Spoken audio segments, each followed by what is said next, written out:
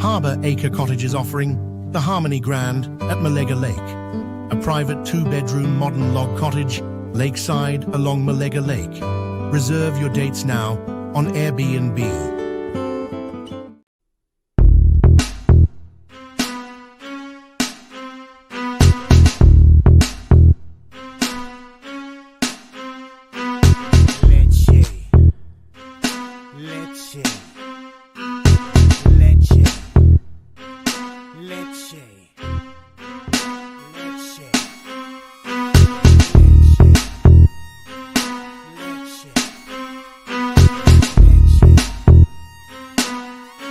Introducing PubCoin.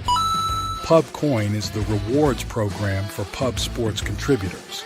Regular chat contributors share their play of the day, POD, in the YouTube chat, including the phrase POD in their message. At the end of the week, the amount of units earned are converted into PubCoins. PubCoin can be used as reward points for prizes, shop discounts, and contests. Hey, what's going on, y'all? It's Mills here, Pub Sports Radio. Do you guys want to challenge the personalities here at Pub Sports Radio? Do you guys think you're better than them at entering in your MMA predictions and picks? Would you want to get paid for it? $100? Here's how you do it, man. You sign up right here at the link below. It's just this easy. PubSportsRadio.com. Enter your email. Pick your weekly picks. That's it. Oh, and you get bonus points if you can predict how they're going to win in what round. Every single week, a new winner's getting crowned. So every Saturday on Pub Sports Radio. So come on and check us out. You can win $100 just for signing up. Only thing you need to do is see if you can beat us here at Pub Sports Radio by entering your UFC predictions and picks weekly. Do it. I dare you. See you guys soon.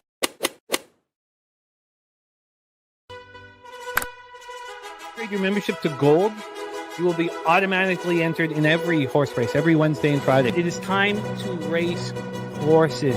We are racing camels today. Shout out to the Gold members. We're racing in San Antonio immediately here. And we're off. 2 minutes, 74 canals on this racetrack. It's wide.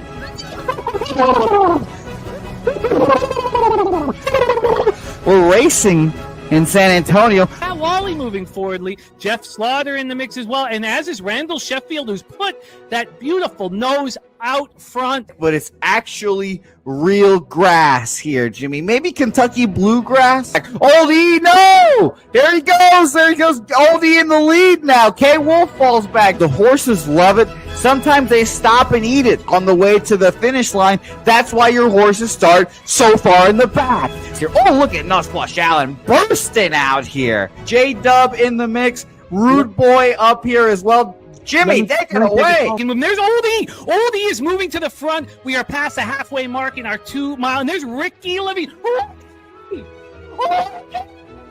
Oh my goodness, he's in the mix here. Jimmy, take it home. This is our first dog race ever. 19 seconds left in the horse race here. It's Fernando Mendoza trying to find the wire. 14 seconds left. Can Fernando Mendoza take this home? Here comes Kenny Can. Kenny Can wants a piece of the pie.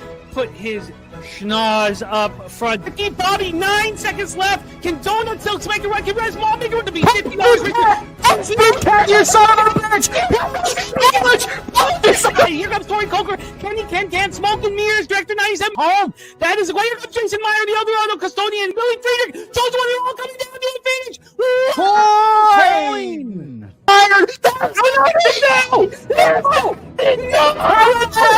Nowhere! Oh no! Fanatical Jim!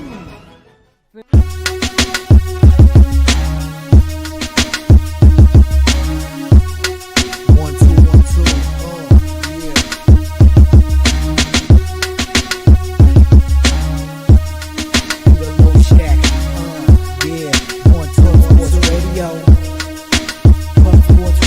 Started from the corporate Peter Loshak, legendary sports handicapper, more dapper than in the dawn. For the young phenom, known as Jimmy, who declared one day that the bag was here to stay. Information like a PSA when we all PSR, Pub Sports Radio, bizarre. Is a man named Slaughter and he flipped the script. No competition in this they quit the trip.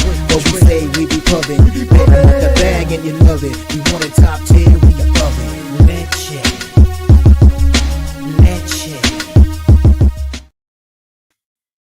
Hi, everyone. Welcome to Pub Sports Radio. It's New Year's Eve. All right, hold on 1 second. We're a little bit late. Jose Bouquett, are you there right now? I'm a little bit flustered here. Oh, Pete, you're flustered? No, Yeah, I'm a little bit flustered. How's the I'm seeing, is my computer okay? Yeah, you look great. You All look right, I'm seeing that good. it's You got like, that nice fur. You look great. All right. So I don't even have time to chill out and have a nice time at the beginning of the video. We're flustered. I don't even know what our schedule is. We got a 12 o'clock college basketball game, 12 o'clock bowl game, right? Yep. So what do you want to do first? NHL? We'll do NHL first. Yes. Gokster's off today, so you guys have time to do it, but we'll talk about NHL first, and if we have to jump into a mini college breakdown and mini college breakdown, we can. All right, let me get everything settled here because I'm very flustered right now because the Bama game, of course, starts at 12 o'clock, and that line has moved a lot, and I'm guessing will move even more between now and noon in Alabama's favor, of course, because it's revenge for them. They're caring about this one. Michigan has a bunch of losses, and it looks like it's going to be Alabama absolutely rolling. Let me close out all my shit here. Man, Jose Bouquett. While you do that, Pete, I'll let you know that Stacks is in, of course. Shout out to you, Justin McKelvey. Stacks #1 is the Bucks game over 229.5 there, and it is Richmond plus 3.5 in college basketball. Shout out to Stacks. Stacks, stacks, stacks, stacks, stacks, stacks, stacks, stacks, stacks, stacks, stacks, stacks, stacks. Shout out to you, Justin McKelvey, T. Moss, Pipe Layer, Tone Miggins, my guy Nasty Nate in here as well. Nice to see you, Nasty Nate. And yes, I'm glad that you're happy about the recent changes there. T. Moss saying, pop a Valium, Loshak. Maybe that'll help you out there. But really? Am I coming off as that, like, out of control and like not on top of my shit and that frazzled? Apparently so. I don't think so, but T. Moss would know better than I.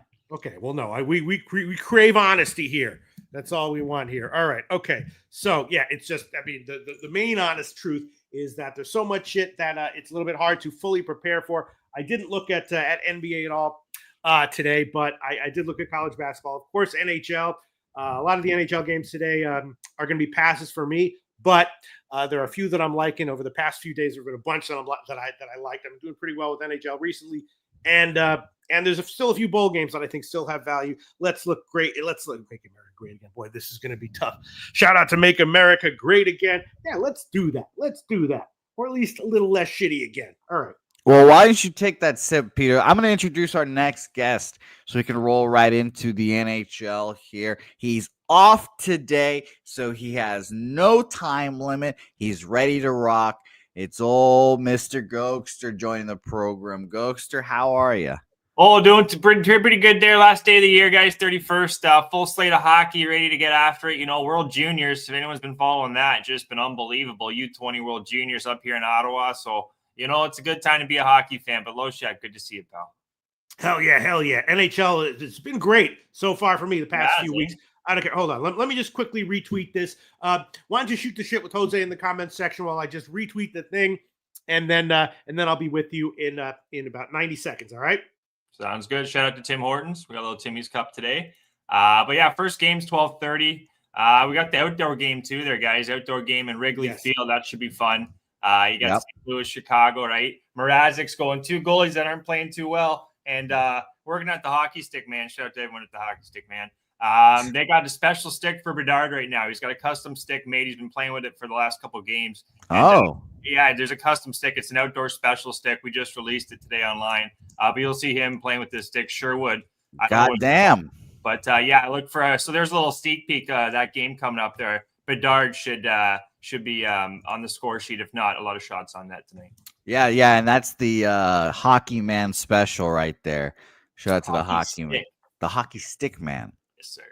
All right, shout out to them. But Gokester, you'll be happy to hear I was out on the links recently, and I beat my future father-in-law in golf. Beat him by a stroke. It was a day I now will never forget, and I think I have now claims over Helga. I think I finally can ask Helga to marry me now that I've done that. So I just wanted to let you know, Gokester, because I knew that would be a big moment for me. Congratulations! You're going to be invited to all the tournaments coming up. He's going to be messaging you. You know, if you're beating him, they're going to want you to make some money for them too. Trust me.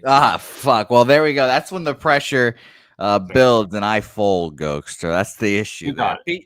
Pete, right. You ready to break down some NHL over there? Yeah, I mean, but before I post this on Twitter, what I came up with, all in caps, we are doing this, 2 exclamation points, New Year's Eve show, 2 exclamation points. Let's do this, baby, 2 exclamation points. Sure. Tune in and help us break it all down, 4 exclamation points, all caps. What do you think? I think that's perfect. Did you add Pub Sports Radio? I'll just go with it. Hashtag and it's posted. All right. Okay. Huge shout out to everyone in the comment section joining us on New Year's Eve. How's my camera? Is it? All right. Okay. You look great, Pete. What kind of fur is that, by the way, Pete? I'm sorry? What kind of fur you having over there? It's raccoon. Oh, fair. It's raccoon. Very popular in like the 20s, I think, in the 30s. Very, very chic. And if raccoons are coming back here, Pete, I've got a whole swarm of them that need to be taken care of. So we'll see how that goes. Oh man, Jose Bouquett, if you could personally make me a custom raccoon jacket or coat out of some raccoons that you yourself exterminated, I would be. Oh, that would be the best gift anyone. Yeah, I'll get you the Davy Crockett hat. Oh man, great. Well, good luck, everyone. In Jose Bouquet's backyard. All right, let's get into it. NHL, you ready yet? You ready, Gogi? Oh yeah, buddy. All right, we got 13 games on the card. We're just gonna go through as fast as we can. First game on the card: Boston and Washington. Right? Yes, sir. Boston playing very well with the new coach. Won a shutout in their last game. They do seem to be playing a lot better at home now and struggling on the road, but they're definitely a team that can get you wins, can bounce back, all that. Washington, Ovechkin, of course, going for the goals record. He returned from an absence of a few weeks or a month or so. He's been scoring. I'm sorry, what'd you say? Broken leg. Yeah, but he's back now. And Washington, they're back home. They lost 2 of 3 on the road trip. So adding Ovechkin, is nice as far as from an entertainment perspective. I'm not sure how it affects their actual betting value. Maybe it's makes them overvalued, but they are a pretty decent sized favorite here at home against Boston. Pretty low total that I saw first, 5.5 juice to the over. And of course, they played recently. Boston beat Washington 4-1. That was at home. So I guess I'd be leaning Washington here full game, not first period. A little tough to bet against Boston as a dog at this point, but easier to do it when they're on the road with a little bit of revenge. I don't know. Lean Washington. What do you think, Gogi? Good breakdown, Pete. Thompson, I'll go over the goalies here. Logan Thompson, guy's been spectacular. One of Canada's better goalies. He's 4-1-1 this month. I got breakdowns on this month of December for the goalies, guys. 4-1-1, 926 save percentage, 2-0. Swayman is 7-1-1 as well, but he's got the 885 save percentage, 2.63 goals against. That just tells me, Pete, not a lot of pucks are hitting Swayman there. I think it's going to be a lower scoring game. Early start, no goal in the first 9 minutes, 30 seconds, brother. As I'm going with the classic Gokester look here, plus 115. Milano's still out, but you got Ovechkin back, I think he's got 17 goals, Pete, in like 20 games, something like that. So he's going for the record. I think he's got 26 more he needs to beat Wayne Gretzky. So the watch is on, and the revenge factor's there too. So I'm also going to play here. I'm going to tweet this one out after. It wasn't on my original card, but I'm going to go Boston team total under 2.5 minus 105 as well. I think Logan Thompson, he's going to be fine here. The power play too has only been 16% for the Bruins in the last 30 days too. 70% penalty kill. Advantage special teams is in Capital's favor. No one's hurt. Still just Hampus Lindholm for the Bruins. So I'm going to go Bruins team total under 2.5 minus 105, and then the no goal plus 115. Yeah, I'm seeing plus 104 somewhere. Yeah, that's when Boston goes on the road and they lose, they have a hard time getting to 3 goals. They beat Vancouver, but Vancouver at home is a joke. Every other road loss I'm seeing from them went under. You might be right there, Mr. Gokester. I don't want to keep a brisk pace. I might tail that. That was a late ad. I'm sorry? That was a late ad. I just added that about 3 minutes before the show. Revenge factor. And then having Ovechkin back, he wasn't in that game when they lost 4-1. So I feel like the Capitals are alive in this game too. Yeah. I was leaning Capitals. I was just thrown by the relatively high line here. And Slatsy, shout out to Slatsy. He likes the under in 5 of the last 6 meetings. All right, I think you might be right. I'm gonna have to decide what I want to throw on here, but definitely leaning Capitals, Bruins team total under, and the first period under. I think you're right. While I think about that, let's move on to the next game. Keep brisk pace here. Isles and Toronto. This is a tough one. Islanders split a series with Pittsburgh recently. In general, they've been pretty up and down, right? They have some big wins, some big losses, not very consistent. And Toronto, I have all Toronto teams as overvalued at home in every year until I have information that indicates that's not the case. Toronto lost 3 in a row at home, all by margins. At home, they're not doing well once again. Both these teams be a little salty here. So, Toronto, a decent sized favorite. I don't know if I'd want to take the Islanders in this spot with Toronto having lost so many games at home. Austin Matthews, of course, is out, and he, I believe, will not be in again. I guess I'd be leaning Toronto, but it's so hard to take them at home as a favorite when they're so overvalued as a home favorite. Yeah, I'm not leaning towards Toronto. Matthews is out. They said he's not going to play this game. Stolars is still out as well. Going with Wall, 895 save percentage in this month of December, 305 goals against.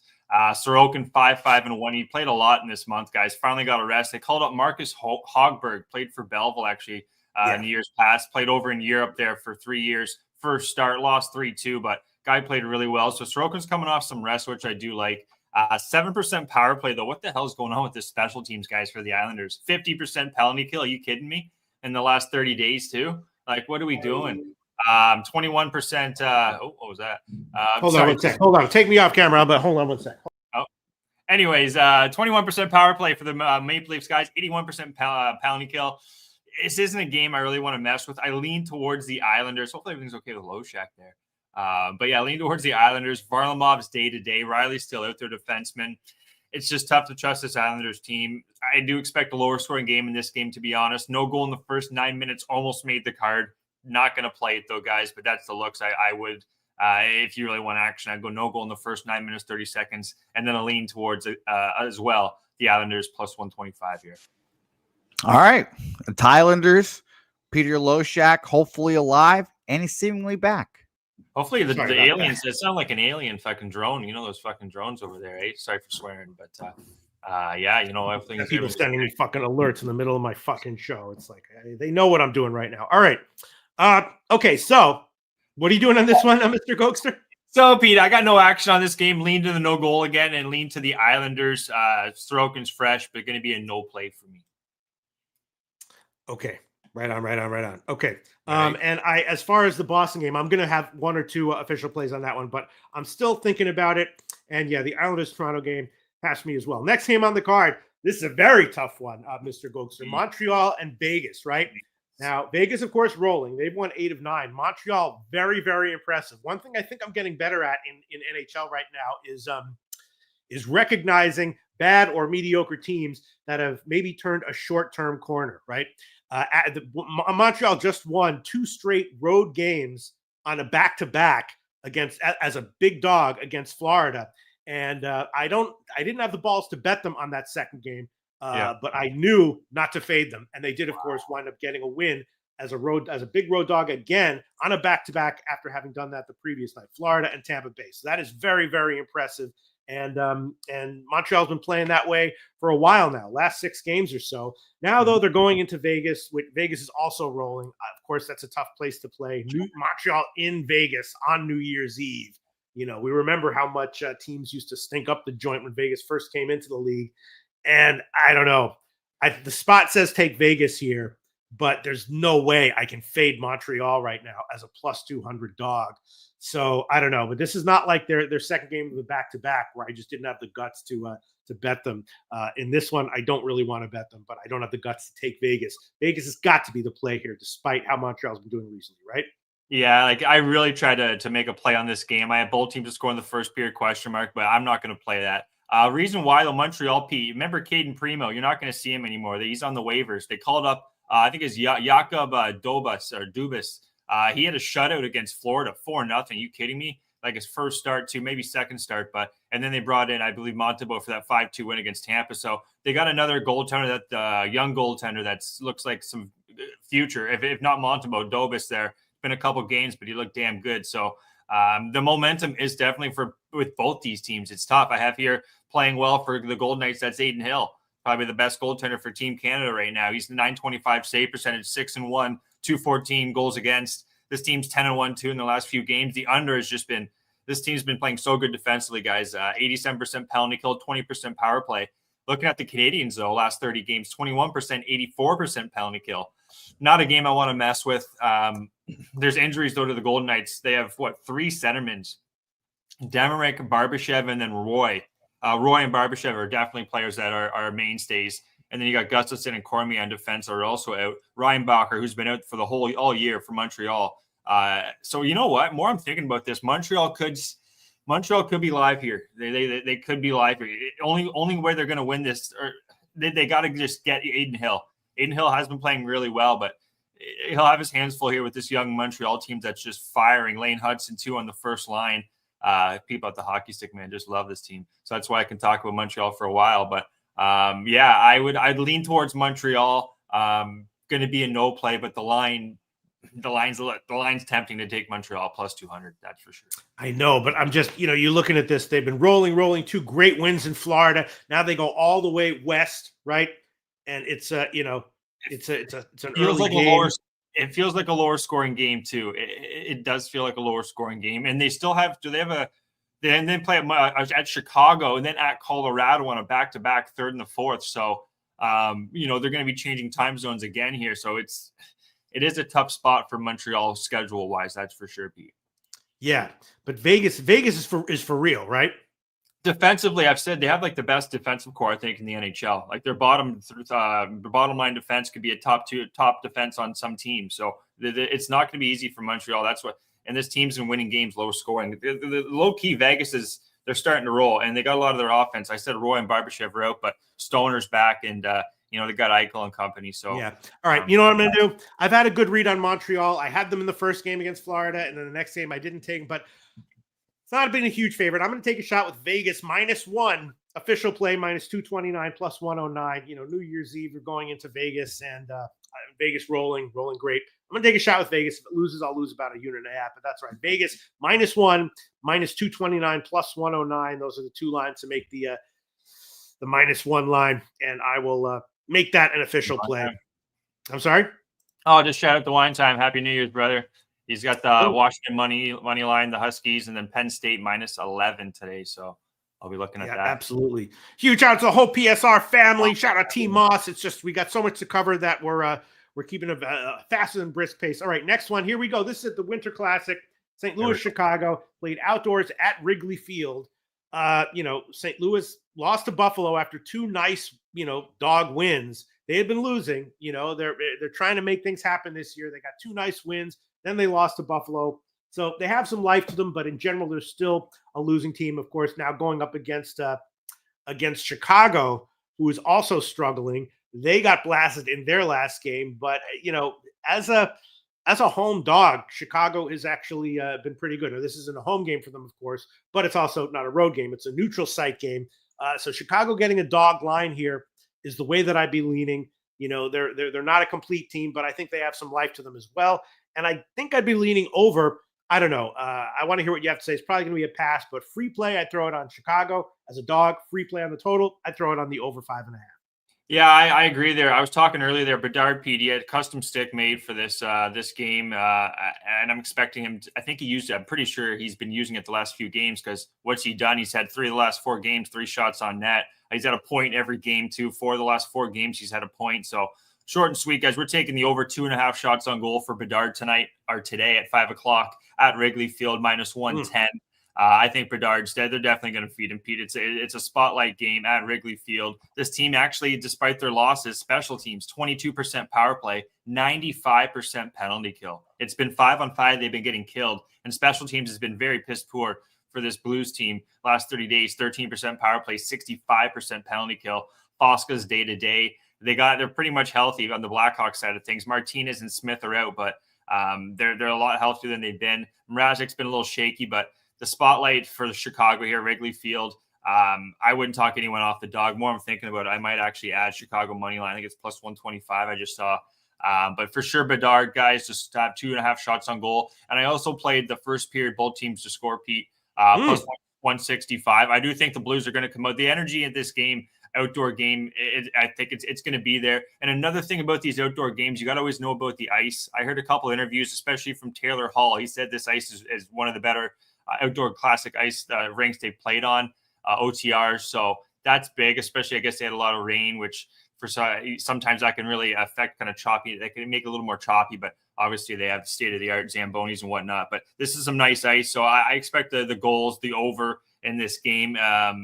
The Blackhawks, especially like over 2.5 goals for the Blackhawks, I think's live. Binnington 2 this month, 2-5-1, 886 save percentage, 307 goals against. He's definitely susceptible. I would be leaning Chicago, but the plays are the over 2.5. Both teams to score plus 165 in the first period. Wow, that's a great breakdown. And yeah, these winter classics, historically, some are high scoring, some are low scoring. So if you like the first period, both teams to score, then you must love the full game over. It's actually gone down a little bit from what I saw. We're going to one place now, 5.5 minus 102. I don't get that. I would definitely be looking towards the over there. Yeah, I would. Because Mrazek's been very iffy too this month. He's 0-4 with an 830 goals save percentage, 5.21 goals against. Their special team so has been saving, and that just tells me 5-on-5.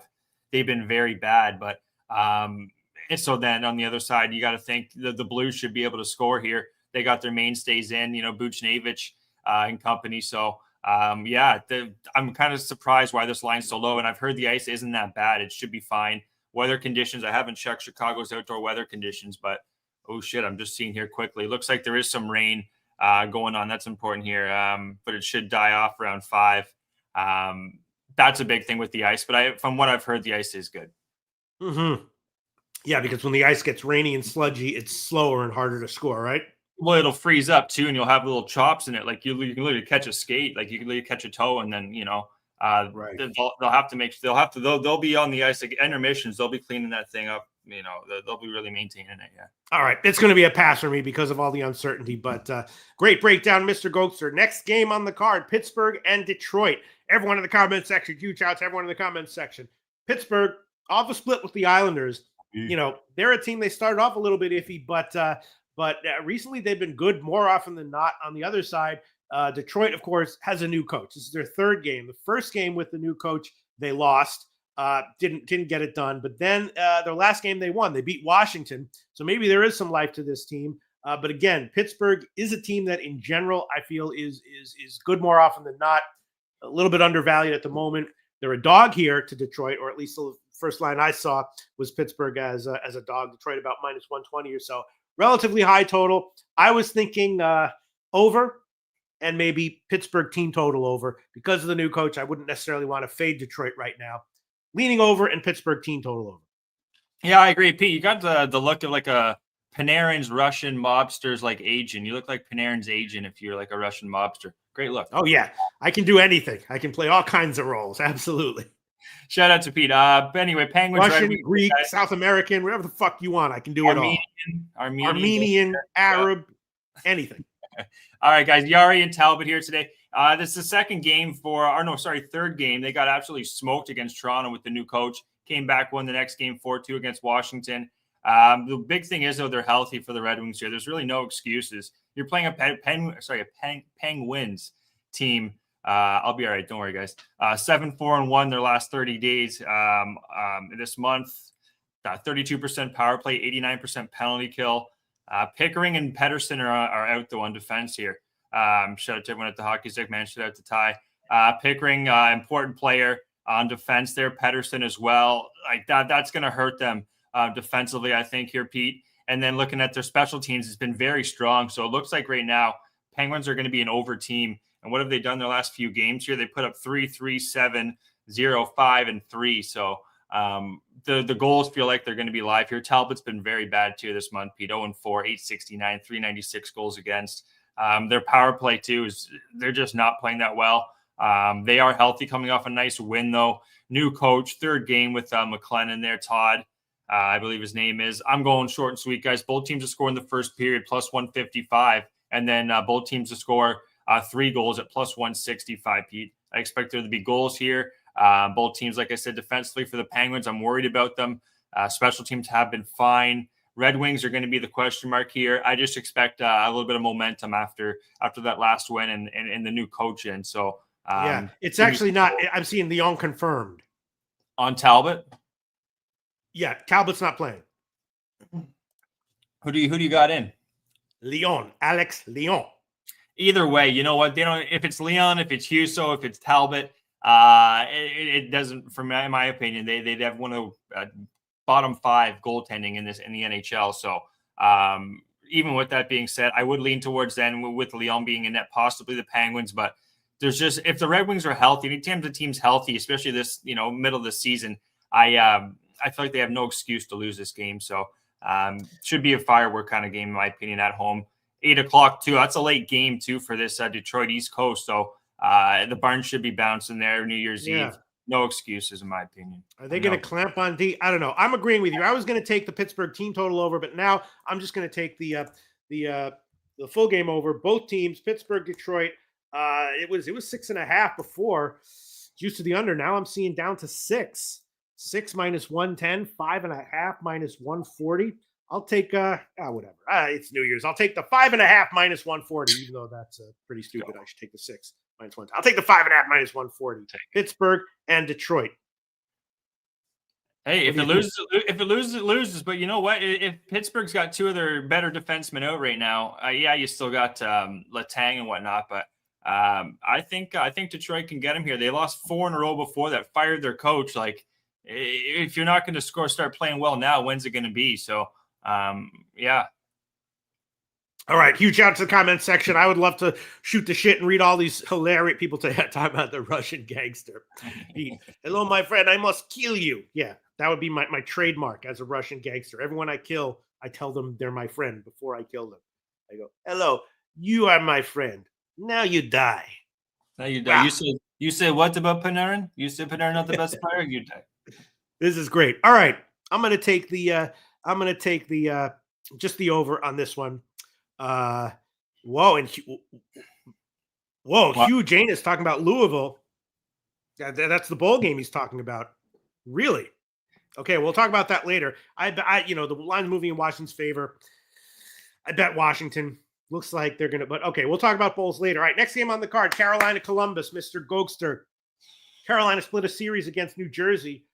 They should be better than they've been right now. Very 50-50-ish overall. Columbus, a dog. What'd you say? I'm sorry. Oh, sorry, Pete, to cut you off. They have been, yeah. Yeah. And then Columbus, kind of typical for them, kind of a crappy team, but sometimes they rise to like 40% or 50%, but they're such a big dog most games that they're profitable. Last 5 games, 2-2 as a dog, and then 1 win as a small favorite. So Columbus been undervalued recently, and Carolina clearly been overvalued. And now there's a huge home dog line again for Columbus.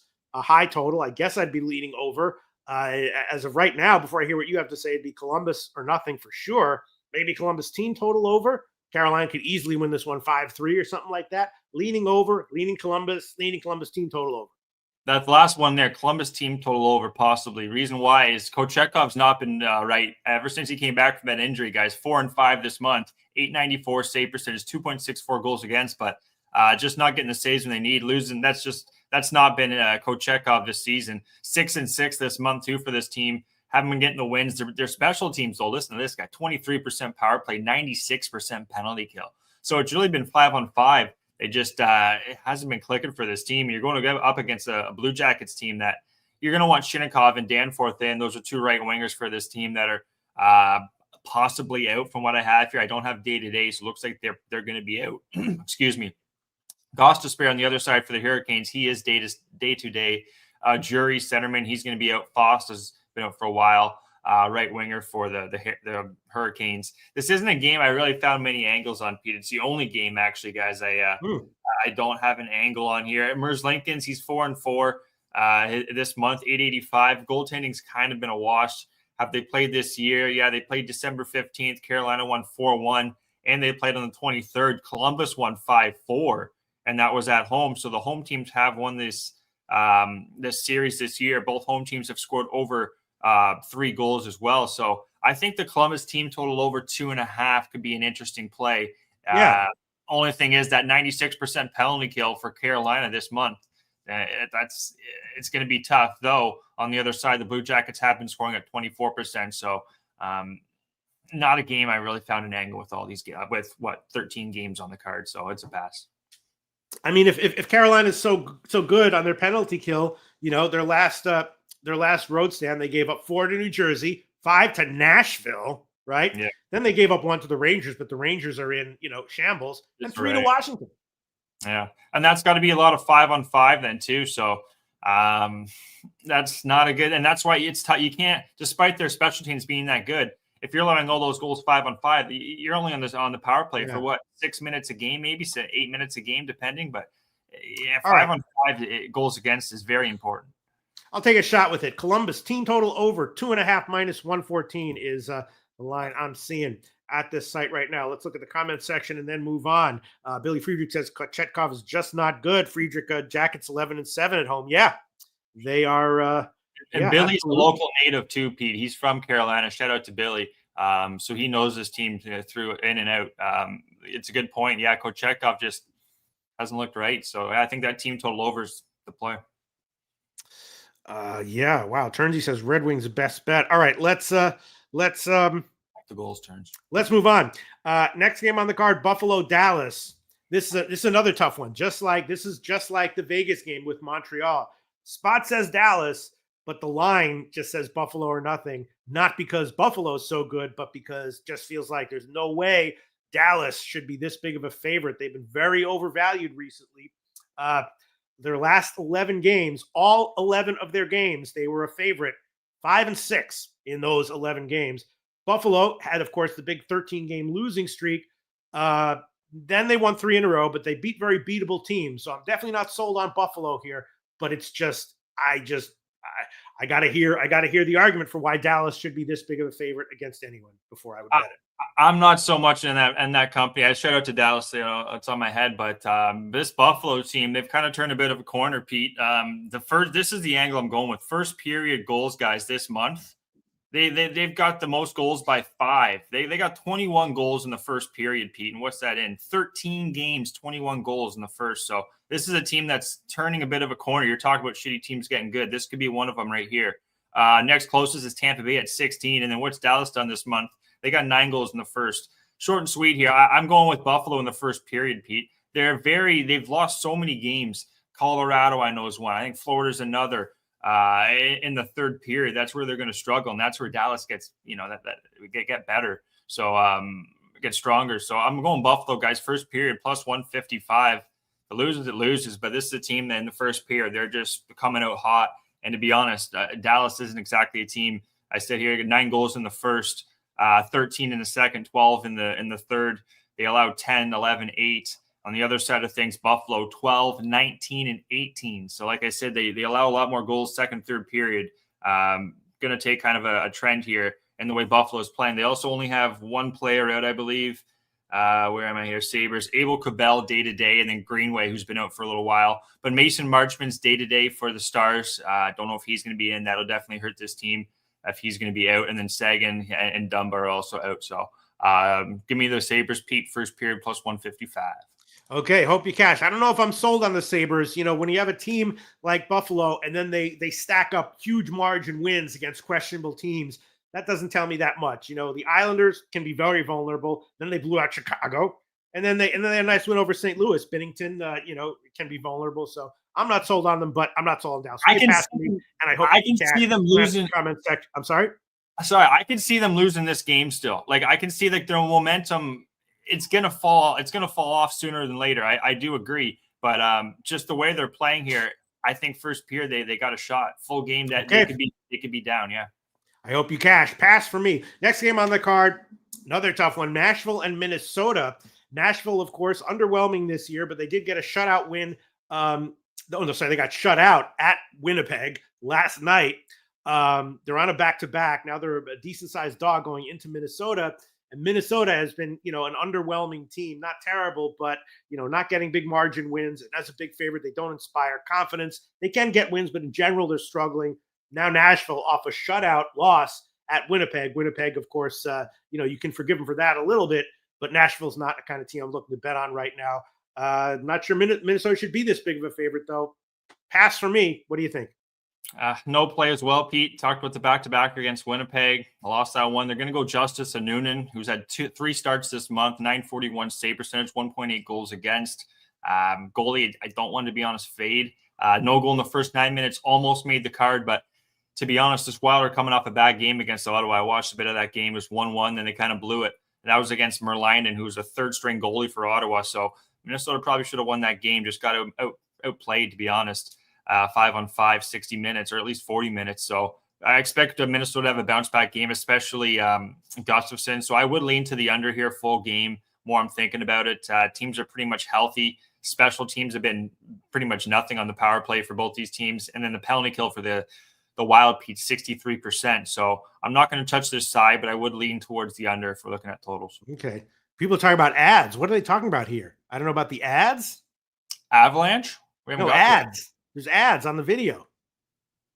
All right. Yeah. I don't know what they're referring to. I haven't seen them yet, but yeah. Okay. Are they drug ads? I'll do an ad. Talk to your doctor about Rybelsus. I'm telling you, go to your doctor. Ask your doctor about Rybelsus. It's a great drug. Ask your fucking doctor about it, okay? That's my fucking ad for Rybelsus. Yeah. And people are like, do you take Rybelsus, Loshak? Yeah, I take it. Yeah, I take it. They're like, you don't have health insurance. I'm like, yeah, I buy it from a fucking, Indian pharmacy off the net, obviously. But if you have health insurance in the United States, you should ask your doctor about Rybelsus. All right. Next game on the card. You ready? You ready, Gogi? I'm ready, buddy. All right. Okay. All right. Justin McAfee saying YouTube ads interrupting the show. Damn. Fuck. Wow. Yeah, that does suck. I guess you just gotta get Loshak to do them. But then do you miss the actual content while they're going? Good question. You gotta get YouTube Premium, I think. YouTube Premium, no ads. Oh man. All right. Well, okay. All right. Next game on the card. Here we go. I did bet this one. You ready, Gogi? I'm ready, buddy. Winnipeg and Colorado. Now, Winnipeg, of course, awesome. They started the year winning every game in and game out. Then they went into a losing funk, and then they turned it around as expected. They're coming off of a shutout win last night. They're in general rolling, but now they're on a back-to-back going into Colorado. Colorado's also rolling. Colorado's also getting healthier, and I'm assuming that Hellebuck is not going to be playing here. Winnipeg's still a great team that I wouldn't feel comfortable fading as a big dog, even with Comrie in. But I took a shot with it. I took Colorado -1. I think Colorado should roll. They're very rested, and I think that'll be okay. I don't think it'll be a rust issue. Third game in 4 nights for Winnipeg. I took Colorado -1. What do you think? Yeah, this is one I'm not overthinking either. Colorado, the goaltending too is big discrepancy. 5-2 Blackwood since he's came over to this team this month. 938 save percentage, Pete. 211 goals against. Guy's been solid. Comrie on the other side doesn't play a lot. There's a reason for that. He's 0-2 this month. 897 goals against. 307. Save percentage. 307 goals against. I'm going to take Colorado. They're getting healthier, like you said. Pete Wood and Duran are still out, but both these teams are very similar. But you're going to want the better goalie here, in my opinion. 60 minutes, that's for sure. And the third game in 4 nights against Colorado, who are a team that loves to skate. So. Yeah, we're taking Colorado. It's going to be a 3-team money line parlay, Pete. I don't usually do these, but with 13 games on the card, I got a couple more, a little 3-team banger for you guys starting off today. Colorado money line. I got it at -170 today. I like the spot for them. Okay, right on. And Irish King liking Colorado -1.5. And I'm going to take I'll make Colorado -1 in official play, -180 on the money line, and +138 on the puck line. Wow, people are really talking about these ads. I get, ads are part of how life is, but they don't like. But then do you miss what we're saying? Do they miss the content? That's questions I don't have answers for, Pete, unfortunately. Yeah. Okay. All right. I'm taking Colorado -1. There's probably another play that I should probably take a shot with, like the Colorado team total over, though. But, I'm sorry. What'd you say? I just kind of reading what you were saying. Their team total over 100%. I was just thinking the same. Yeah, I mean, when Comrie's in, does he hold people down? Does he hold folks? They're not really. He doesn't, does he? No, he does not. And they're on a back-to-back 3rd game in 4 nights. They're going to try and play defensive probably Winnipeg here because, this guy's bad. Ready for this? 3-3, 4-3-3 his last 5 games. So he's going to probably allow 3 goals here, to say the least. And that's against, here we go. This is against Anaheim and Columbus, Nashville as well. So what's this team going to do to him? Yeah, I just don't want to screw it up by taking a second pick. But is Columbus motivated to get that many goals? They should be, right? Colorado. Colorado. I would say. Yeah, you know what? I'll just stick with the one play. Colorado -1. Don't overcomplicate it. Look at the comment section, and then we'll move on. Okay, Christopher Comatini saying, "I can't with the ads. Are we losing? Is this going to ruin the channel?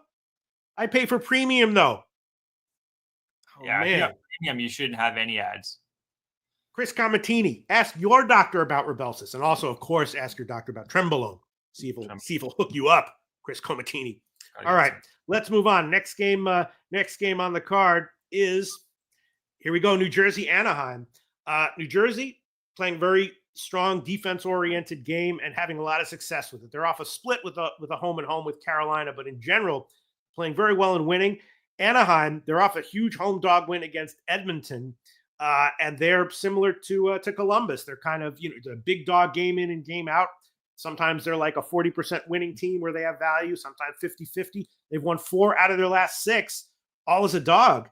And so I wouldn't want to fade Anaheim here. I was thinking that maybe the under would be worth a shot because New Jersey, they suppress shots and they didn't really do that well against the Carolina series, which is understandable. Now they're going into Anaheim, and even if they don't win or win by a margin, I think they're probably going to come and play another strong defensive game. So I was leaning under, but total's gotten bet up. So I'd still be leaning under. And as far as the side is concerned, Anaheim or nothing, obviously, but leaning under. And I actually bet the first period under at plus money. Maybe that was a mistake.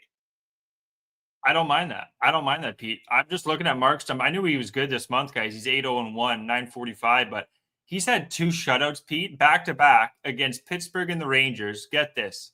He faced 12 shots in both of those games. That's it. I've never seen a stat like that in my days. So defensively, this team's playing unbelievable. Goaltending-wise, they're playing unbelievable. They're 8-3-1 their last this month. They're pretty much healthy.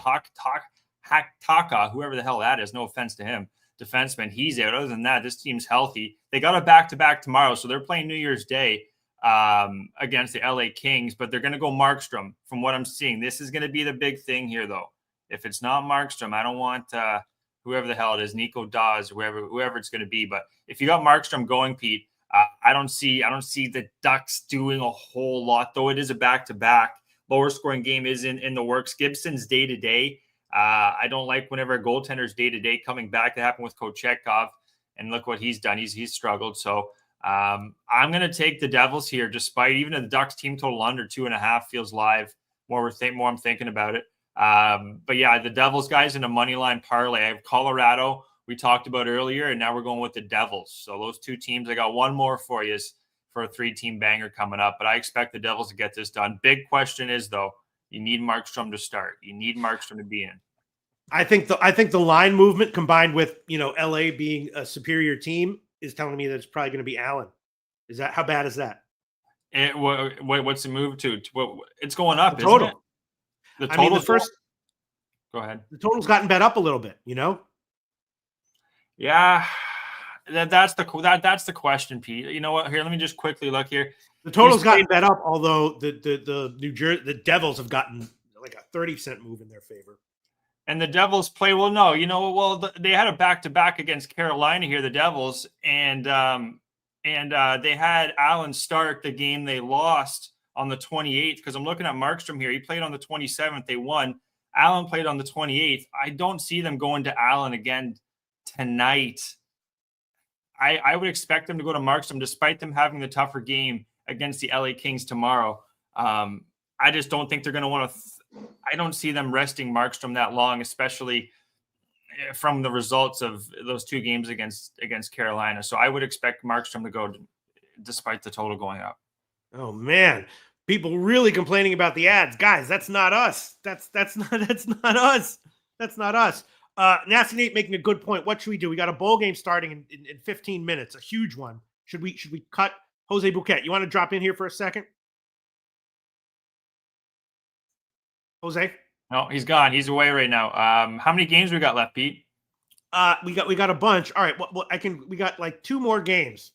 3 more games. All right. We got to talk about just quickly. Yeah, talk about just switch. Do the real quick switch, and we'll talk about Okay, it. so the basic deal with the Alabama, unfortunately, this is, one of my favorite bets of the bowls that are left, and the line has also moved tremendously. It's on Alabama.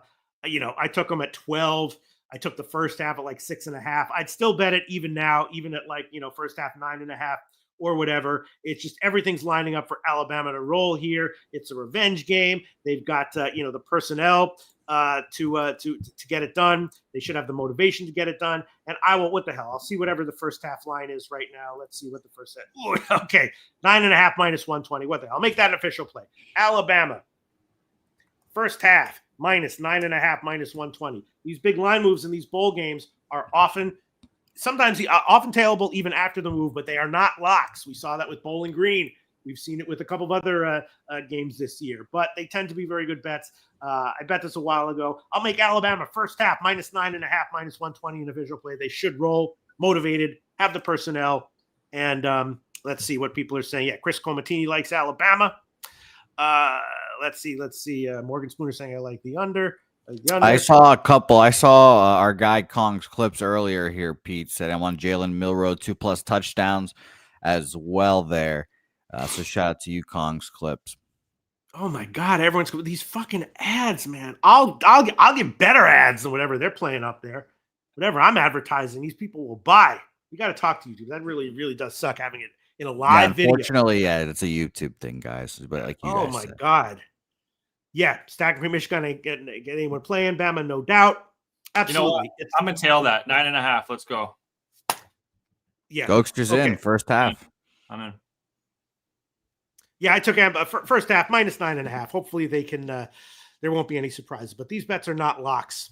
But I think they're good, and I'll make that an official play. All right, and probably the Bama first. Let me see what the team total on the first. Oh my God! Oh well, yeah, 13.5 minus 256. Sheesh. Right now. Well, yeah. Pete, remember your favorite stats you like to keep when you get this big ass line movement in your favor and you still lose. You love that shit. Yeah, bowls are a little bit different, although they certainly haven't all won. I had a big loss with Bowling Green beating that line move by a mile, but I'll just stick with the one play. Although Alabama, that's a lock to get 2 touchdowns in the first half. Or 1 touchdown and 3 field goals. A lock, Pete? A lock? I'm sorry? It's a lock? Okay, maybe not a lock. I hope the ad was playing right then. I hope they ran the ad when I said that. I haven't heard that out of you in a while. Yeah, that horrible thing I should not have just said. But all right, let's see. Let me just quickly glance at. Yeah. Well, what was the juice again there, Pete? Did you 256, but 13.5, baby. Oh yeah. I mean, come on.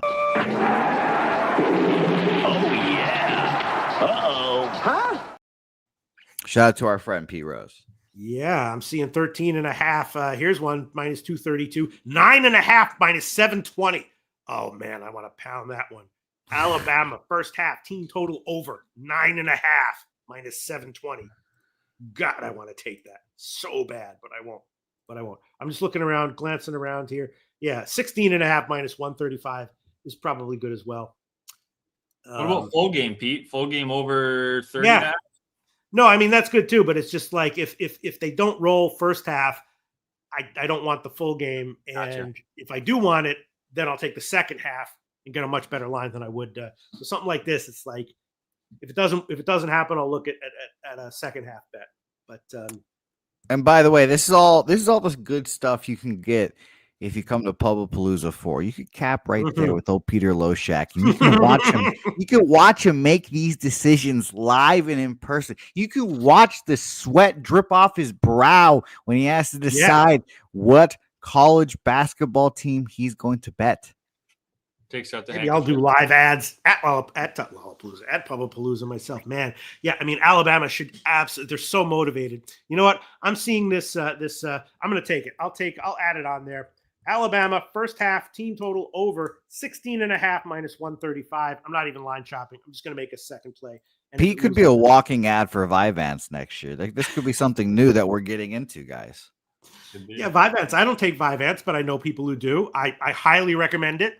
Ask your doctor about it. No question about that. Prep is also a good one. Look that up. Ask your doctor about Prep. That's Of course. a good drug too. Of course. I don't take it. All right, well, that was It's beautiful, very, Pete. very Back good. to hockey, All I right. guess. That's it for the Bama Bowl game. See if anyone else wants to. And Kong's clip saying also on Milrose 60 plus rushing yard plus 135. Okay. Let's see. Yeah, Stack and Cream Bama minus first half minus 10. If I didn't have my bets already, I would take minus 10. And Chosen One saying, did we already discuss the UVA college basketball game? No, we didn't. It's UVA against NC State. Obviously, very low total. Virginia's been a little bit underwhelming this year, but it's close to a pick'em line. So this is a game that has maybe a halftime play, written all over it. I'd definitely be leaning Virginia at pick'em, but I didn't bet it, and I'm not going to. Let's quickly glance at where the line is right now. First line I saw was like -1, and it is, pick 'em. So there you go. So it's moved a little bit in NC State's favor. Total's gotten bet up a little bit from 121.5 to 122.5. So these Virginia games, high volatility. Sometimes they're, up by 8 at the half. Sometimes they're getting blown out by 15. Sometimes the first halves are surprisingly high scoring with them. Sometimes they're the old, 23-18 first halves. I'd definitely be leaning first half under. No question about that. Leaning Virginia. Line has moved in the opposite of both of those. No problem. I didn't bet it. And that's it, right? Anyone have anything else they want to say about it? Let's see. Yeah, Justin McElwee, Virginia first half in my pocket. I think that's okay. I mean, again, yes, no, actually that's good because Virginia's, their style tends to, just like Texas A&M and some other teams and Houston, tends to give bigger benefits in the first half than full game. But well, Pete, let me let you inform me real quick. 75% of the money, 70% of the bets on NC State, and similar on the total there. 73% of the bets, 75% of the money on the over there as well. 9,000 bets in. People also bigger bets on the money line. I know we don't really talk about money line much, but it's pretty close. 41% of the bets, 91% of the money on NC State. Yeah. Kong's clip says, ask your doctor about oxycodone. I mean, ask. Probably not going to get it, but definitely ask. I would just say don't get your hopes up, but definitely ask about that as well. Prep, oxycodone, Ribelsis, and Trenbolone. Those are the big four to ask your doctor about. All right. Where is it? I saw it. Fernando Mendoza. Shout out to Fernando Mendoza. Says Alabama first half over 16.5 is -108 at FanDuel. So I will take that. Let's see what else is coming in here. Morgan Spooner, Virginia's got blown out by 40. This is a bounce back spot. Yeah, it's just they do kind of. They're wow. Scuntbag college basketball play of the day is Virginia money line. Maybe I should just tail that. Jesus, that's a good way to get put on a list. Asking about those things. Yeah, I hear you. I'm just giving you tips. You could get banned and limited by your doctor, just like if you get winning bets from someone. Get banned and limited. Let me see, man. Skunt Blaster, all the money on NC State and book still favoring Virginia. Is that right, Jose Bouquett? The money's on NC State, huh? Yeah. All those numbers were all on NC State, yeah. Wow. you know what? I'll take Virginia. Fuck it. That is very tempting. Well, there you go. Gokster's now in on two non. You just stay here and listen. Holy geez, just make a lot of money, but let's go. I'm in. This is a big staple of Pubapalooza 4. When you guys come on down to San Antonio, you just sit back, listen, and you'll see the money flow in from those college basketball bets. Cab, Loshak, Connor, Jimmy, all of them in here.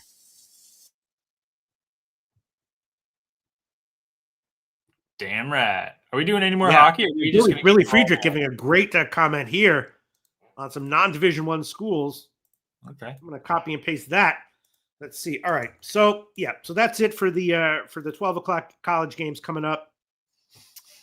Back to hockey. I'm sorry? Back to hockey? Back to hockey, baby. Okay. Hey. Back to hockey. This is all chaotic here. We got Gogi, we got ads, we got Jose Bouquett, we got everything. All right. So now New Jersey, Anaheim.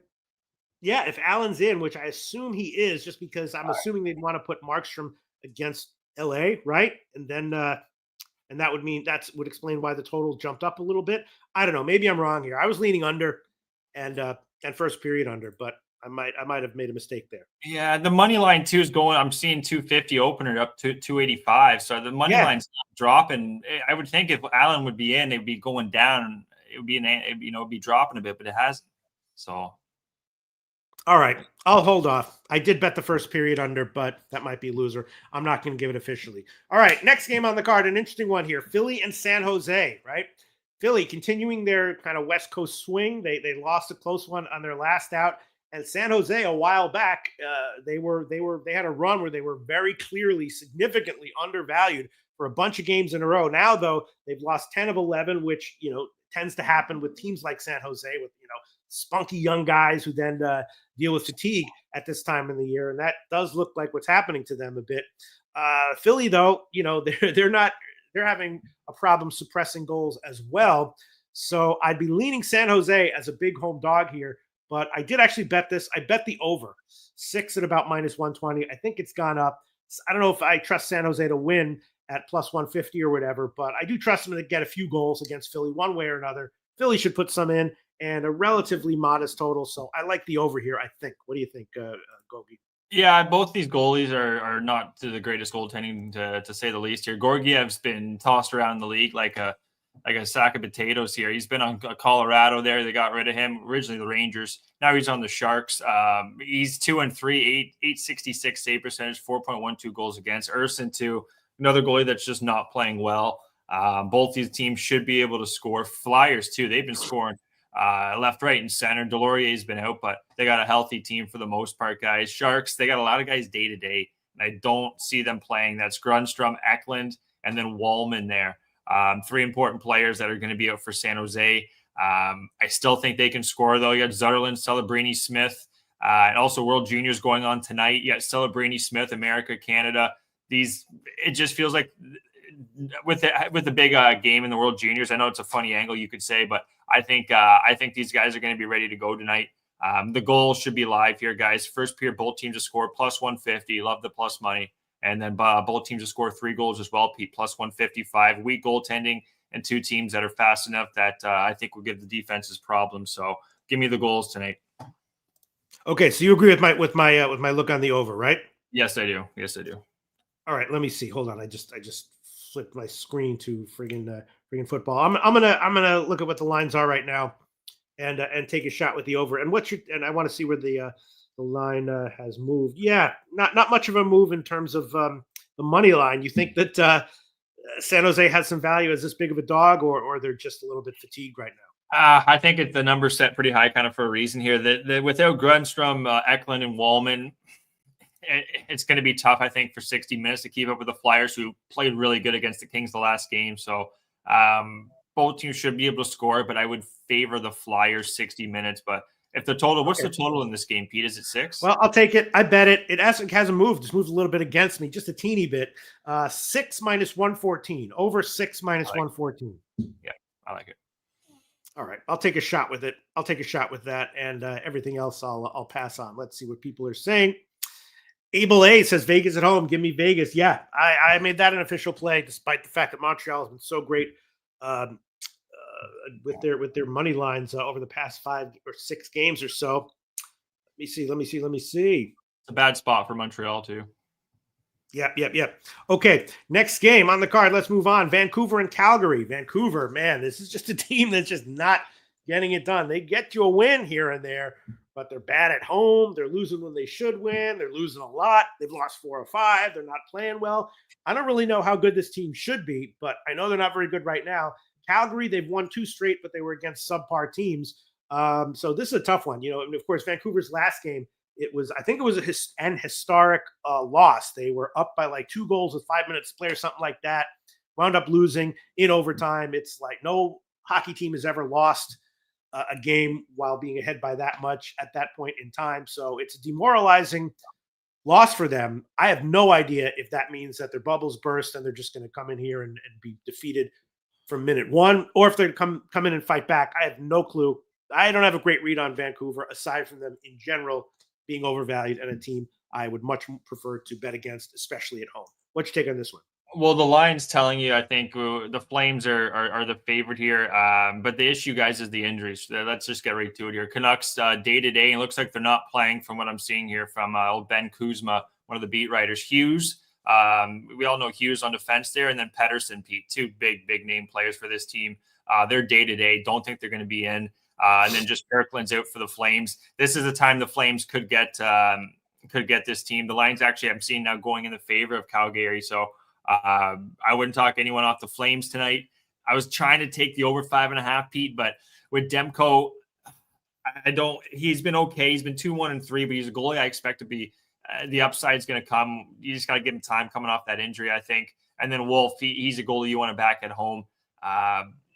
It's going to game I'm going to stay off of, but I wouldn't talk anyone off the Flames here. I think the spot's right at home. New Year's Eve, you got two of their top players out for the Canucks. I would expect the Flames to get this one done. Going to be a no play though. Okay, I am seeing here Billy Friedrich saying Casey DeSmith listed as likely in net for Stars, not Ottinger. That does change things, doesn't it? Yeah, and I like that. I like that play for the Sabres first period. He has been okay.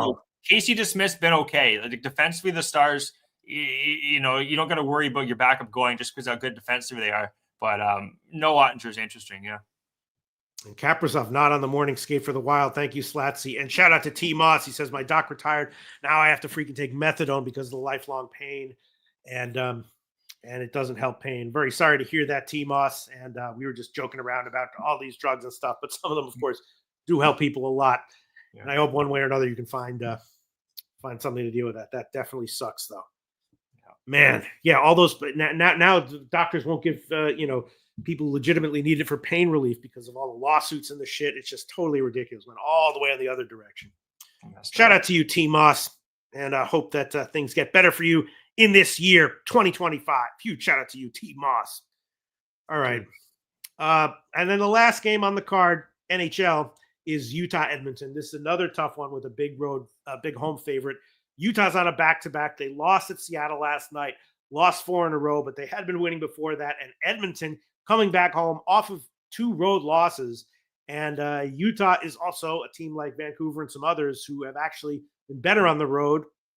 Stauber is going to be in goal for Utah, I believe. So that's probably not good. I don't know if I'd want to take Edmonton at this big of a favorite line because Utah recently was, a winning team. They're just in a funk right now coming off a loss. I would be leaning Edmonton team total over, though. If they want to make up for road losses, they do it by scoring. So I was leaning Edmonton team total over, although it's going to be a high total with the favorite line over -200 and a total at 6.5. Yeah, and the issue, guys, with Utah is they have 3 defensemen that are out right now, 3 pretty much mainstays. Bertuzzo, Jersey's been out for a while, then Lamoureux, one of their top young players. So 3 defensemen out. You got Oilers on a 2-game road trip, like Pete said, where they lost. Skinner's going to be in net 5-2-1. Staber here, he said, 2 starts this month. He's 1-0-1, but it's going to be tough for him. Haven't seen a lot of this guy come up from the AHL. I believe he was on the Phoenix Roadrunners, but I could be wrong. They are back-to-back, though, last night against Seattle, where they did lose 5-2. Didn't look too good there. 5 goals from Seattle, who have not been scoring a lot of late, too. This is going to be the last of the moneyline parlay, guys. 3-team banger. We got Edmonton moneyline, Devils moneyline, and then the Avalanche moneyline at plus, I believe it was 205. I got that one at, Pete. I just tweeted them out there on Gogster99, guys, on Twitter. That's where you can see all my action from today's show. Okay. I mean, this guy Stauber, I don't know. He's Vemelka has been, the reason that Utah was winning when they were winning. Stauber got lit up at home by Anaheim, but, a while back he held Philly down on the road. He pitched a shutout at Vegas. Yeah. I don't know. Does this guy suck or not that bad?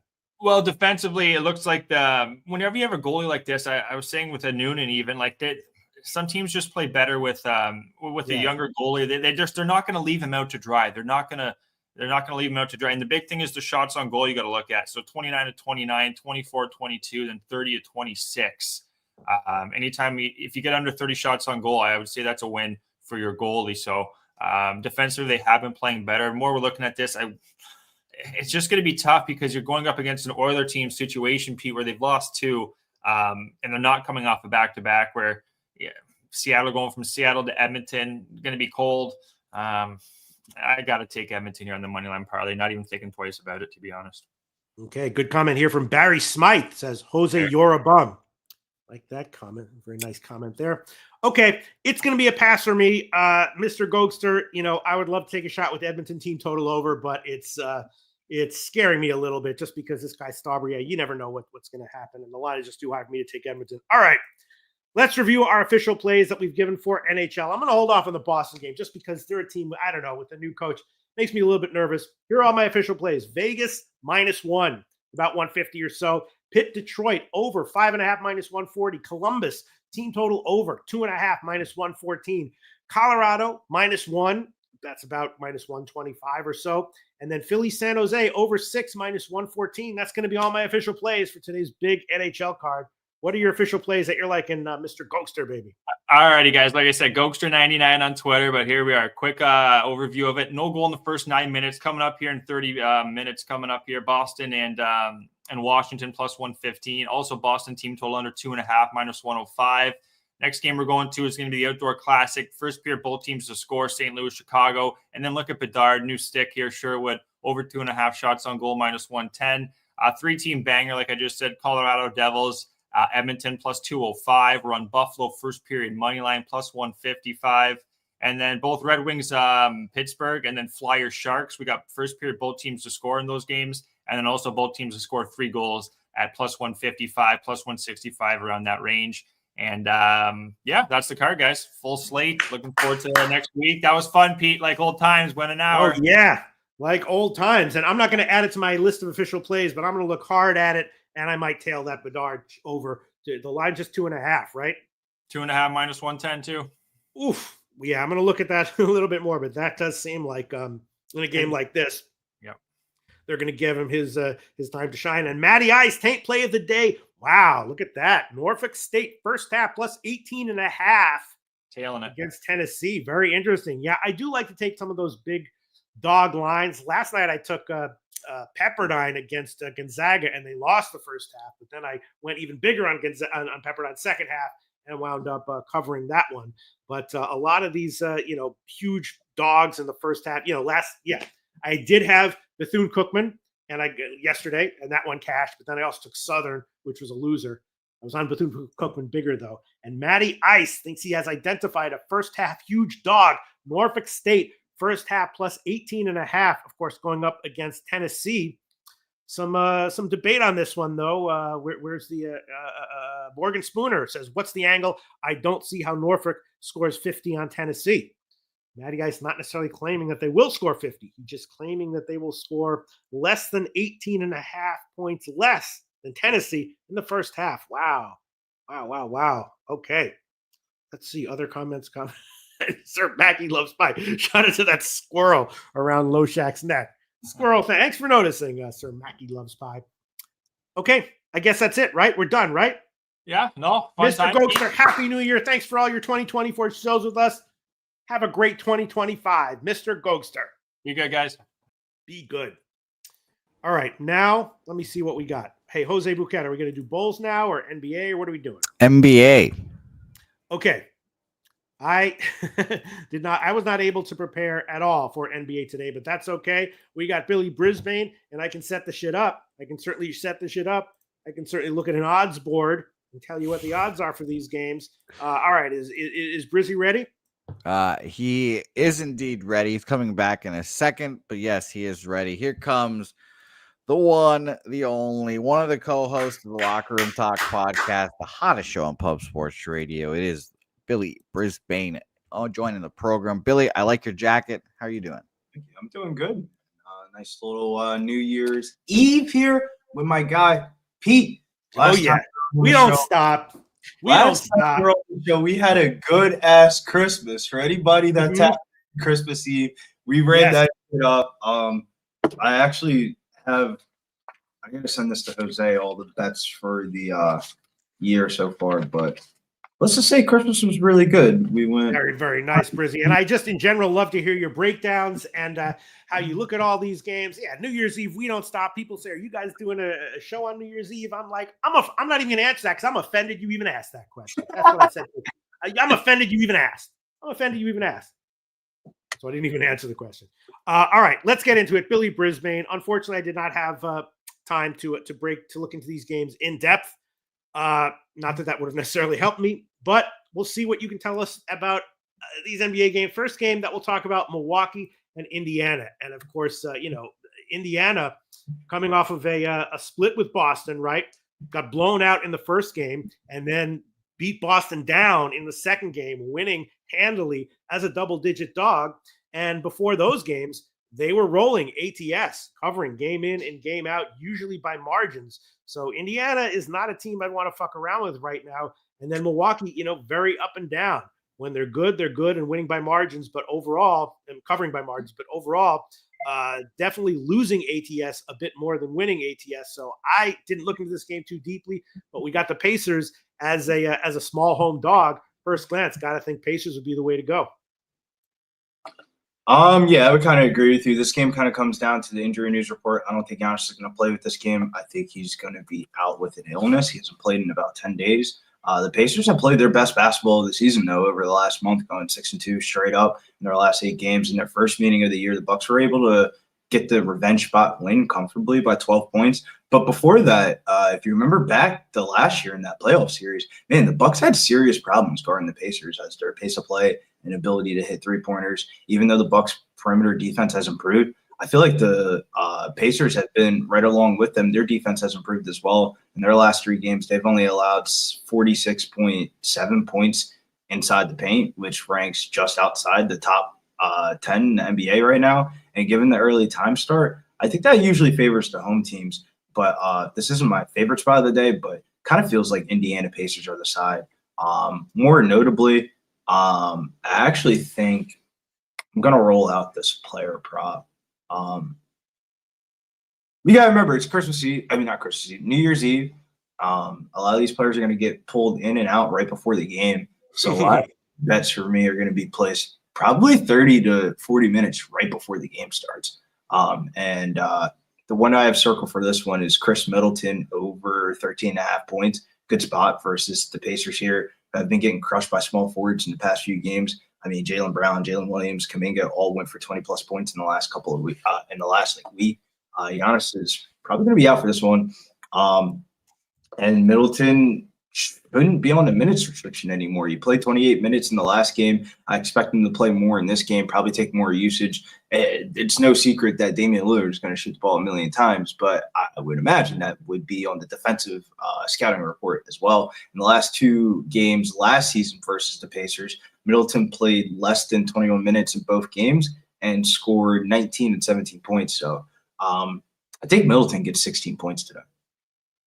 Okay, and it is, I would generally be feeling the way you are feeling, except line has flipped to Milwaukee's favor.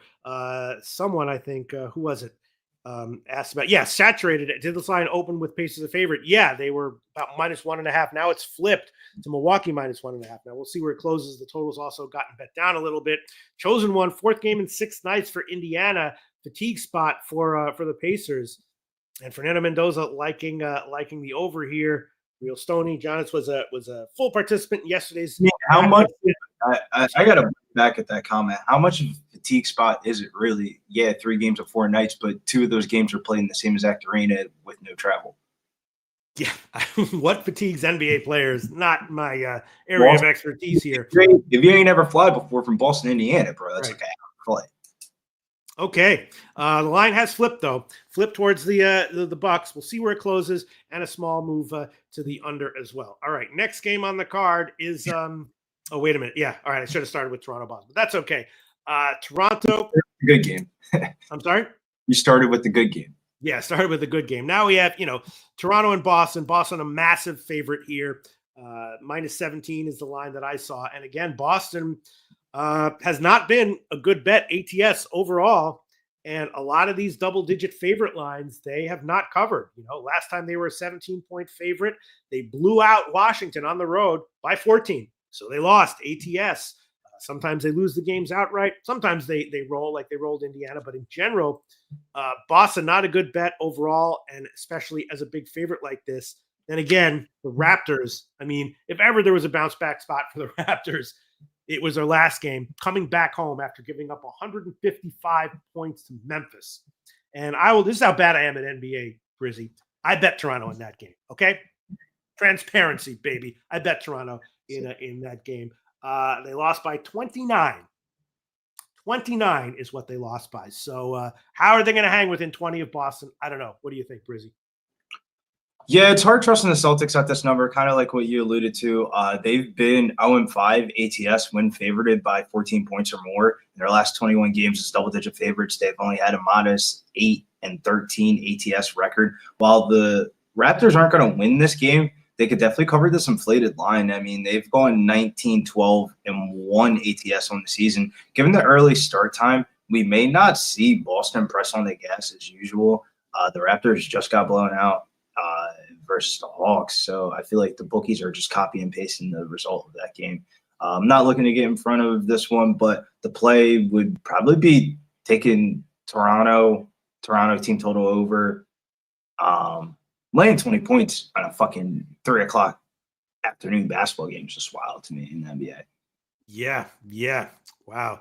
Jermaine 34 likes Boston team total over 125.5. I mean, it feels like for a New Year's Eve home game, Boston should be, especially coming off a loss, Boston should be motivated to roll here, right? Why would we not love Boston at least first half, if not full game? Because this game is 3 o'clock in the afternoon, and for as much as we shit on NBA players, they're humans as well, and they probably don't give a fuck about this basketball game. Let's just be real. Yeah. At 3 o'clock in the afternoon, you're playing the Toronto Raptors at home? After you just got not blown out, but beat down at home against Indiana? Yeah, but that Friday, right before that, I remember I watched that game live. Man, they were that was just like we disrespected you a little bit too much on Friday night. Like, my brother was home for Christmas and he was like, "Gotta take Pacers plus the points, right?" I said, I wouldn't take the Pacers plus the points. The bookies are telling you everything you need to know when the line's 12.5. Have you watched the Boston Celtics game? It takes 1 minute and 30 seconds, and that line will be double digits immediately after a Peyton Pritchard 3, a rebound, Jaylen Brown 3, and then a fucking Tatum and 1 fucking layup. Boom, 9 points right there. And that's how the games really go. And that's the reason why I don't want to bet the 17.5, because it's like, all right, yeah, you take Toronto 17.5, you're feeling fucking good about yourself the whole entire game. Third quarter comes, Pete. Halfway through the third quarter, bet you it comes in. You see Hauser's hitting threes, Pritchard's swinging the ball in the corner. Like, this is a Pritchard type of game. If you're looking at player props and stuff like that, the more and more that I actually think about this, I think the over's to play. Mm-hmm. So maybe the Boston team. I'll tell you what I'm going to do, Brizzy. Maybe it'll lose. I'm going to take Boston first half -10, -113. Seeing that at a site right now. Boston Celtics first half -10, -113. Maybe I have a recency bias of having bet Toronto pick them at home and they lose by 30. But if this game was at 7 o'clock, I would tell you on that. But given the 3 o'clock start, I really, really think they're just trying to get in and out. That's just common sense.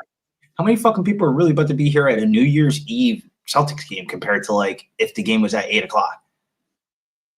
I don't know. A lot of people have New Year's Eve off and they're like, let's go to a game.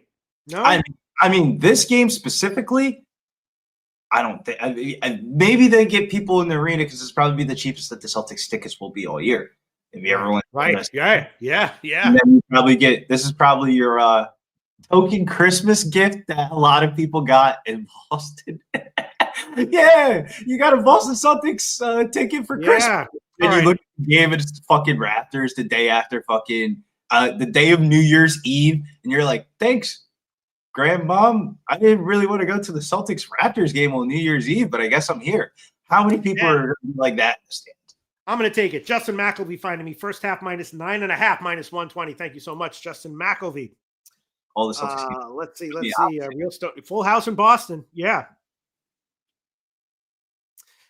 Daju saying it's going to be sold out either way. Yeah. Daju saying all the Celtics games are sold out. Yeah. Daju saying I think it's for the Suns game tonight, which is probably the best game of the card, Memphis Phoenix. And he said, "Oh, you want to go?" Traveling on New Year's Eve is the absolute worst one of the worst travel dates of the world, New Year's Eve. Yeah, you get caught fucking driving there. Obviously, going to hit you with a DUI. If you're driving out there tonight, don't drive. Just Uber or Lyft. Me and people put money in your pocket to get you your Uber or your Lyft.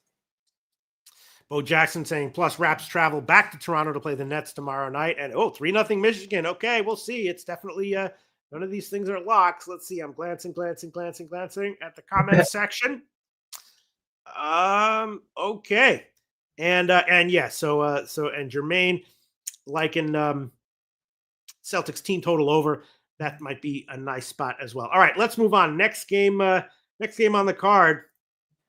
Clippers and the Spurs, right? The Clippers and the Spurs. Spurs are about a 4.5 or 5 point home favorite, which I last saw. And the Spurs, of course, are rolling ATS.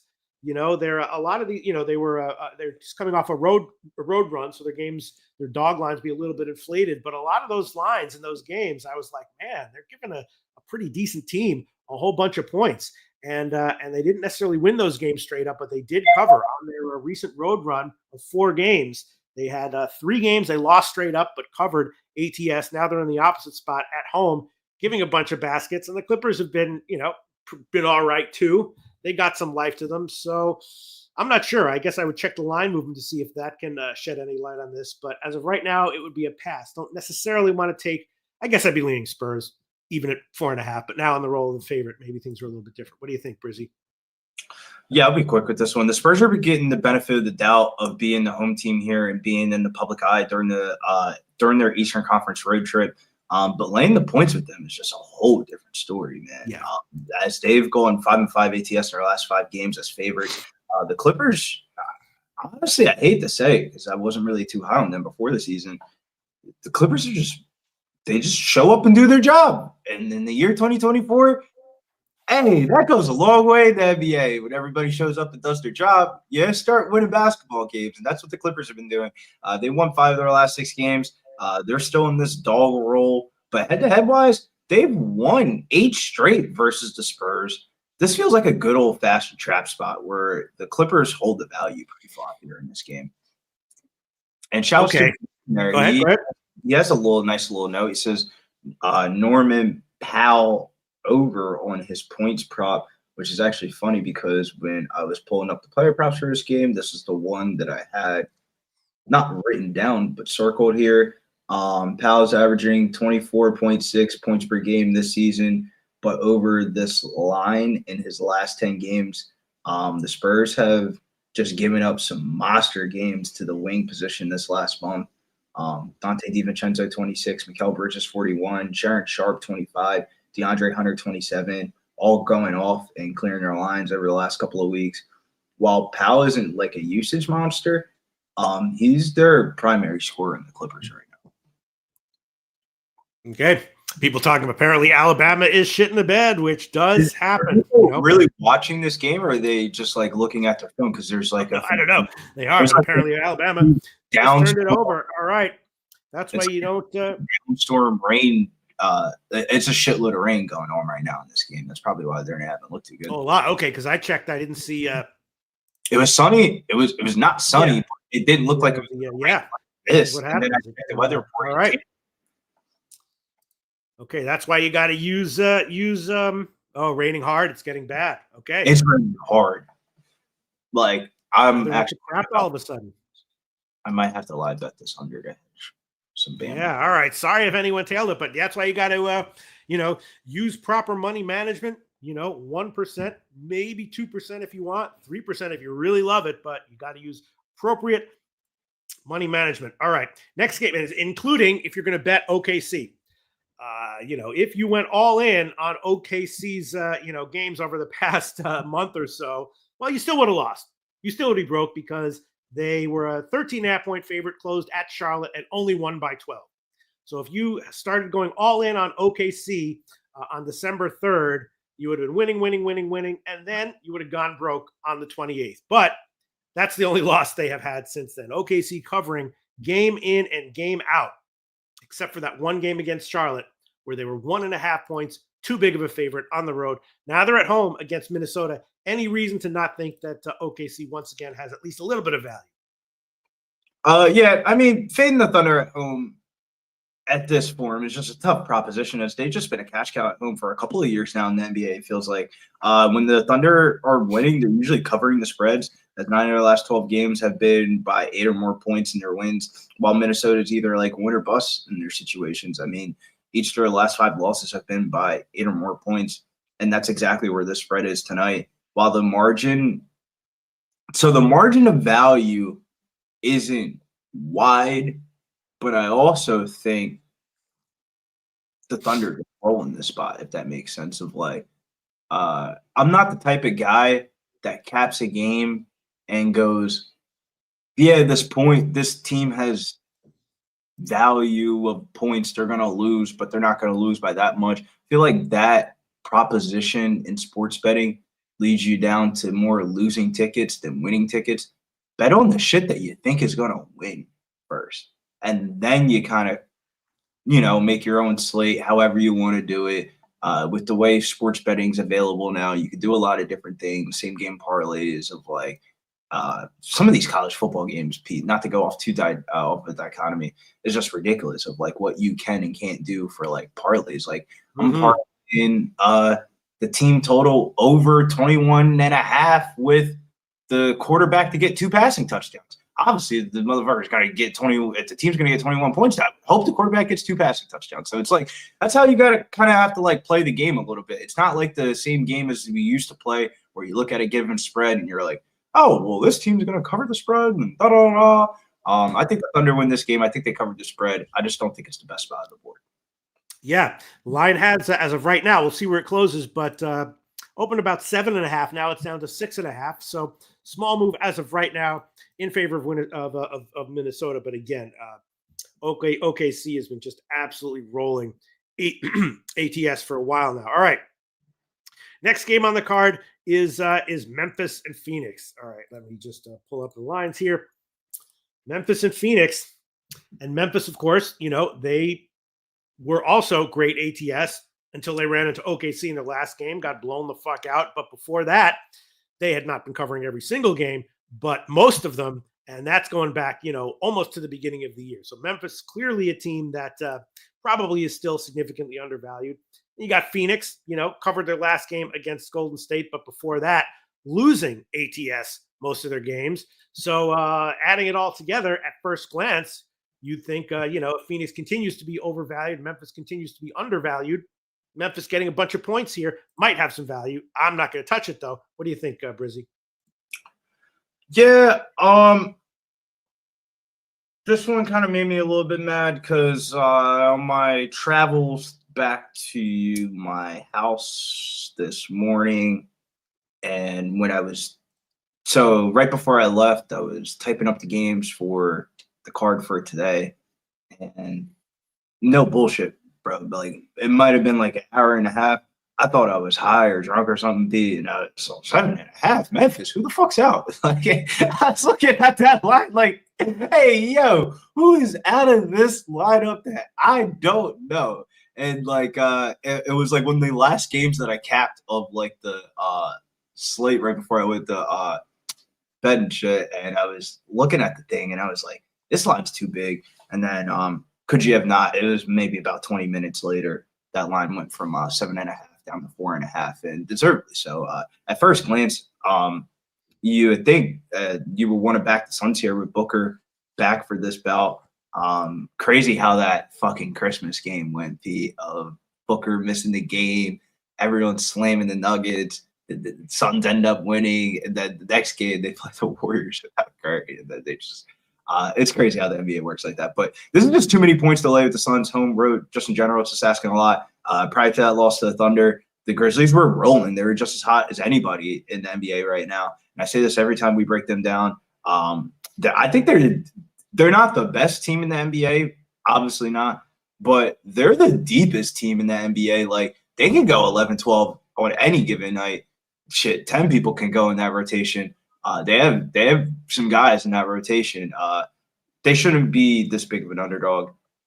Granted, that line has changed a little bit. I think the best bet in the game now, where it's at, Memphis team total over. Yeah, it has gotten bet down a bit as people were talking about. It opened at like 7.5. Now it's down to 4.5 or so. No real movement on the total as of yet. And free play, sure, I'd chuck it on Memphis even at 4.5, but definitely not going to bet that one. All right, let's move on. And then the last game on the card is Cleveland and the Lakers.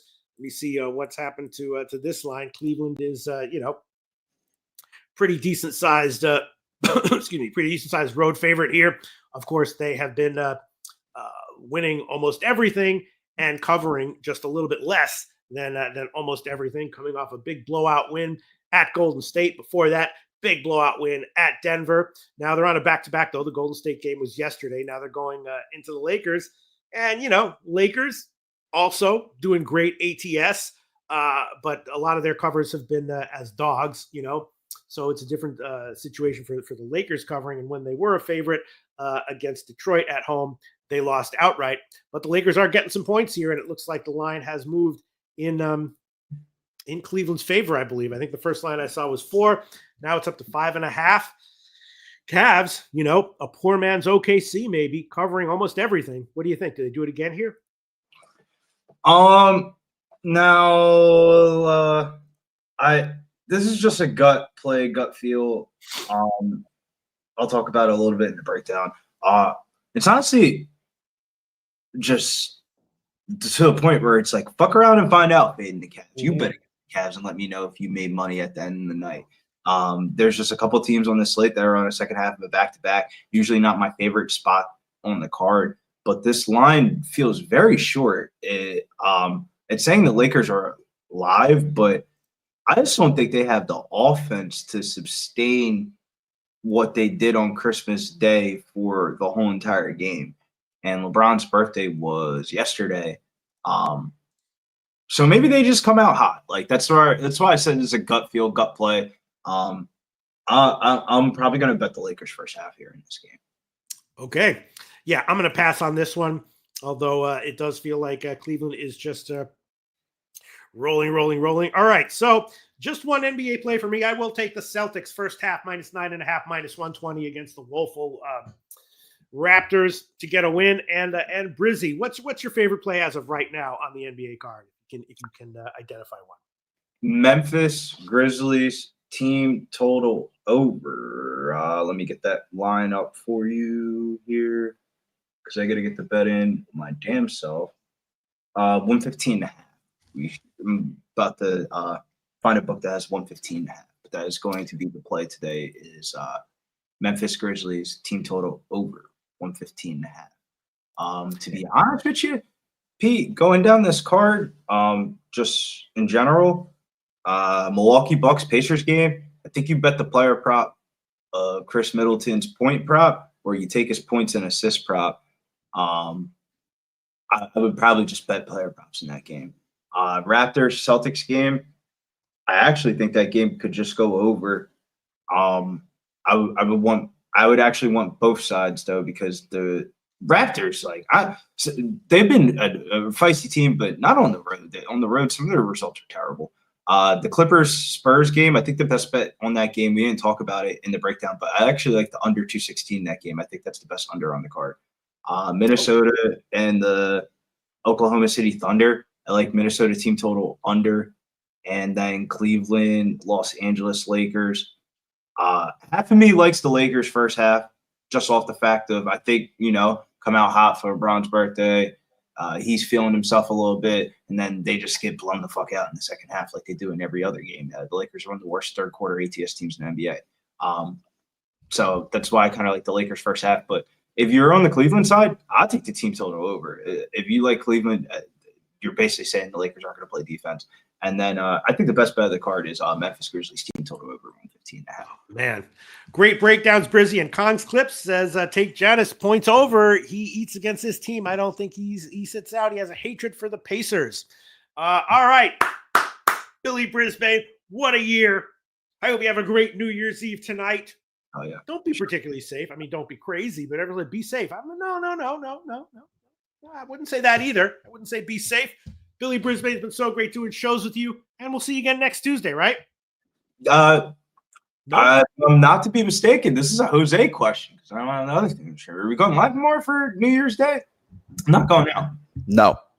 Okay, perfect. Oh, well, next time we'll see you on doing stuff with me. We'll be on next Tuesday, right? I could have caught the vibe, Pete, when I saw Jose with a haircut that I haven't seen. God damn, bro, Michigan again. They're in the red zone. Yeah. You know, that's how sports betting goes. It's like when you have a great bet, it's easy when you think you see something and then it goes as well or better than you expected to be like, oh, I should have bet everything on it, but you shouldn't. You know what I mean? Sure, you can say I have an edge that I think is 57, 58%. I mean, that's a ballsy thing to claim, but it's not.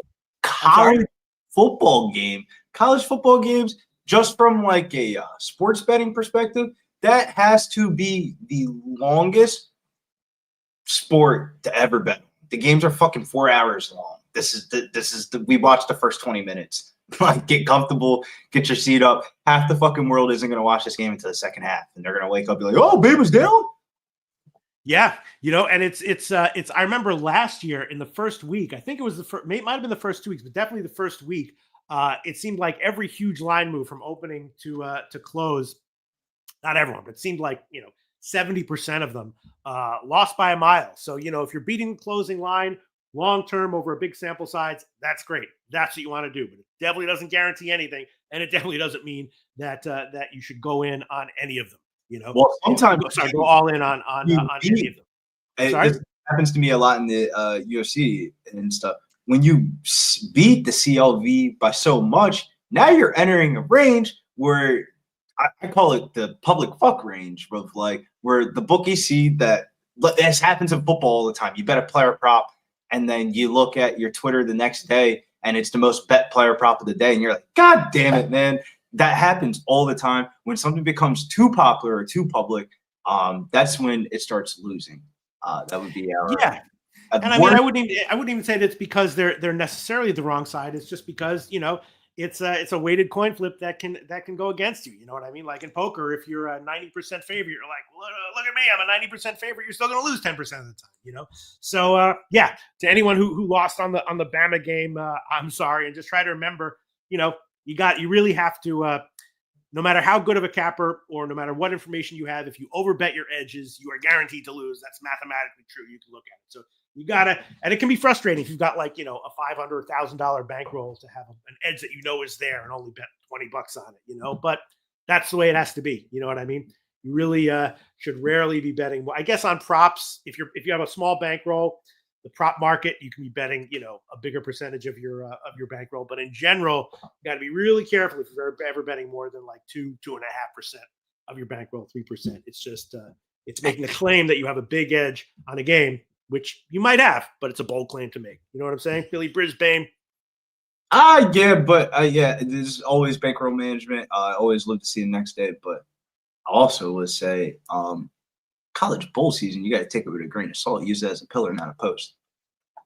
Yeah, and Kong's Clip says, Pete, I said it all year. Fuck the market when it comes to college football. Yeah, absolutely. Next year, I'm going to say that. Fuck the market. Yeah, the market was right on Syracuse. Wrong on Bowling Green, though. We'll see if it's right on Louisville and Washington, which we will talk when we invite Dabby Cab onto the show and talk about the rest of the bowl games. Billy Brisbane, so great to be with you once again. I'll see you very soon. One love. See you, boys. All right. Jose Bouquett, where are we? Is Dabby Cab around or what's going on here? Baby? Yeah. Let's introduce. By the way, Pete, belated birthday boy, Mr. Dabby Cab joins their program. Happy belated birthday! And Pete, I think the man deserves a belated birthday pick from you. Oh, I'll take it. I'll take it for sure. What up, my boys? All right. Happy birthday to you, Dabby Cab. My birthday pick for you right here on this video. Live bet Alabama all in. Happy birthday, Dabby Cab. Right. All right. I already pulled it up, Pete. All right. I already right before you brought me on, I pulled it up because I wanted to see what the line was. So I was already there with you. Let's do it. Yes. And also everyone in the comment section, live bet Alabama right now. There's no way that everyone's out for me. There's no way. No, I shouldn't make fun of people who overbet, but you really do have to use proper money management. You know what I mean? And it's ironically, if you don't have an edge, money management doesn't really matter. It's only if you do have an edge that money management matters, because then you will turn a positive expected growth into negative expected growth, and you don't want to do that. If you don't have an edge, then whatever, do whatever you want, because you're going to lose anyway. But we can get edges, but you gotta also bet appropriately. Otherwise, your edge. I'll let you know the line as soon as it comes up. I'm sorry, my line is black right now. I'll let you know as soon as it comes up. For the Alabama-Michigan game, the live line, I'm not getting one right now. All right, there it is. All right. We can get... Wow. Okay, well, we're going to talk about this Washington game where the line has moved huge in Washington's favor. But here we go. Alabama. Got a comment from... Money line. Sorry, got a comment from Cons Clips, all in caps. Pete, I'm on Louisville with the senior quarterback. Washington is trotting out a freshman. All right, so... You don't get to move on, Pete. You gave me a birthday pick. I'm getting plus 115 on the money line. Do I bet it? No, Dabby, that was a joke. That's not your birthday pick. What? For the love of God, don't do Give me a birthday pick as a joke, Pete? What is this? I give you a birthday joke and a birthday pick. I like people's birthdays. I like to give jokes and picks. That was the joke. That was your birthday joke, Dabby Cat. I mean, bet it if you want. I'm just saying. You see what I'm doing? You almost made me bet this. Did you really bet it? Not yet, but I was about to. Do it. I mean, do it if you want, but that ain't on me, baby. All right. All right. Then I'll wait for my real birthday pick. But there's your birthday joke, Dabby Cab, all in on Alabama money line. That's your birthday joke. And movie ticket recipe: Louisville 37, Washington 19. Okay, let's start with the bowl games, and then we will get to that one. All right, first game, Alabama. I had Alabama. I beat the line by a mile. It's all going to lose. That's right. Oh, and here it is. Yep, the second bowl on the card that we're going to talk about goes later on today. Louisville and Washington, Sun Bowl in Arizona. Washington opened as a pretty big underdog, and I bet them. And now I think they're up to like -1, -120 on the money line or something like that. Of course, Louisville closed the season great. Three huge double-digit ATS wins. That's closed the season. They also had a double-digit ATS loss, but in general with a lot of momentum. And Washington was subpar ATS all year long. Not awful, but subpar. But based on the losses, expected losses for these teams, I took shots with Washington first half and full game. And like the Arizona game and the Bowling Green game, the line has moved majorly in my favor. But now that Kong's Clips comes over the top and says he likes Louisville, and someone else earlier in the show also said they like Louisville, maybe I'll hedge out of it. What do you think, Dabby Cab? Go ahead. Kong's had the best college football season I've seen somebody have publicly. That being said, he is a Louisville fan, so don't. Okay. Just know that he has Louisville gear. I've seen it. I've seen the Louisville sticker in the background. Let me know if I'm wrong, Kong, but I'm pretty sure Louisville's is because he was big on the rivalry this year too with Kentucky. So yeah, I think he's a pretty big fan there. But in this game, Pete, it's what you just said. You've got Louisville's playing without their quarterback. Their top receiver is going to be out, and Washington on the other side. You don't have very many key opt-outs, and that's what you're playing. We keep saying it, a minefield in these bowl games. It's crazy because the NBA is like this every day. The NBA is like bowl games every day. I don't know how people cap it. I don't know how you guys do it. It's crazy. But for this one, you're missing key pieces with Louisville and Washington. You've got a complete team that's comfortable. I got to always go with the complete team. So I'd lean Washington also. Right. So again, the situation for this game is Louisville's starter opted out, but now they've got, a senior transfer who, this is going to be his first start of the season, but he is a senior and he does have some experience. And I was thinking that Louisville probably will, maybe have a run heavy game here. So I was maybe thinking about under. And then Washington, yes, it's a freshman. He's a 4-star recruit, right? And I think he's going to be, going all out and showcasing how good he can be. How good is that? Not exactly sure, but he's obviously, 4-star recruit, guy with a high potential. And so considering those two things, it's understandable why the line has moved in Washington's favor. Louisville also has a few other key guys out. A pass rusher's out, and cornerback, I think, is out. Well, I was expecting him to be out. But yeah, and the line moved, so I can hedge out at a at least I can't get screwed on it. I can't get middled on it. But yeah, the line has moved in my favor. I think I'm going to hedge out on all of it because when Kong's Clips gives an opinion like that, and then you got movie ticket recaps coming off over the top as well, predicting a blowout win from Louisville. I think I'm gonna hedge out, Dabby Cab. Okay. It starts it starts at 2:00, so I got to hedge out by then. Probably only I'm not gonna going to tell you what to do, but I do have action in the other 2:00 game, so I can help with that one a little bit. You mean the other 3:00, the South Carolina game? You mean? Oh yeah, 2:00 my time. Excuse me, my bad. Yeah. 3:00 Eastern. Okay, so then the next game after that is the Citrus Bowl, South Carolina, Illinois.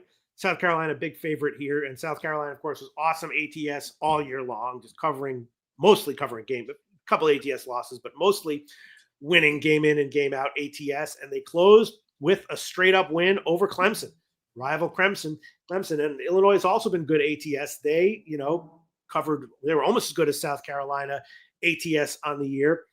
So this is a tough one. When I look at this one, I thought, South Carolina should be a big favorite, but this big of a favorite, not exactly sure. When I looked at it, it was 10. My lean at that line was to Illinois. Illinois has most of their guys still in, but they're not as good as Carolina's guys. They should be motivated, but again, so should South Carolina. So it's a big line, definitely leaning Illinois, but I didn't bet it. South Carolina, just a better team, but it is a high line, and Illinois has all their guys in. Should be fully motivated. Lean Illinois, but I didn't bet it. So I did take South Carolina, but I took them in the first half. And, okay. Listen, this is going to be, could be debated, and we'll see, especially with, look at that egg Alabama's laying. I sat there and said Alabama would have given Penn State a better game than SMU. Well, they better fucking figure it out today, or else I might be wrong on that too. But, hot take for me is South Carolina might be one of the best teams in college football. I know they're 15th here and they have 3 losses, but the way they finished the season, and you got to understand those early losses, they weren't healthy as a team, and they should have beat Alabama. Shoulda, coulda, woulda. But let's all lay it out. The refs took that game from South Carolina flat out. And I didn't have a bet in it, and I'm not a South Carolina fan, so this is a non-bias. Just telling you, the refs fuck that. They blew that game, right? So South Carolina, I think, is one of the best football teams, in college football. And I think they have a lot to look forward to. Yes, they're frustrated that they did not get in the college playoffs because there was an outside chance looking in that they got there. But, you got Sellers coming back. You've got key position players coming back for this team that are excited about this program, where in a conference and a landscape of college football that usually isn't the case, right? You don't have production returning like this that you're looking forward to. South Carolina is in a good position, not only for this game, but as a program. And I think that's the reason why I like them here. I took them early to get it under a touchdown. So I got South Carolina first half. Okay. Yeah. They clearly are the superior team in general. We got, Hugh Janus says Louisville's still the better team. And I just want to give a huge shout out to everyone who's giving us such invaluable friggin' information on all this and opinions. Woo Rizzo likes South Carolina. Robert Franklin likes South Carolina -9. Movie ticket recaps calls for a 10-point win by South Carolina. Yeah, the line has gone down to from 10 to 9 in a game like this. That could be a very key number. Hugh Janus says Louisville's still the better team. And shout out to Kong's Clips, Real Stony, Hugh Janus, everyone, Justin McElvey giving us their thoughts and opinions. I'm sorry? Saturated. That's my guy right there. Big Illinois guy. Saturated's my dude. Just shout out to Saturated. All right.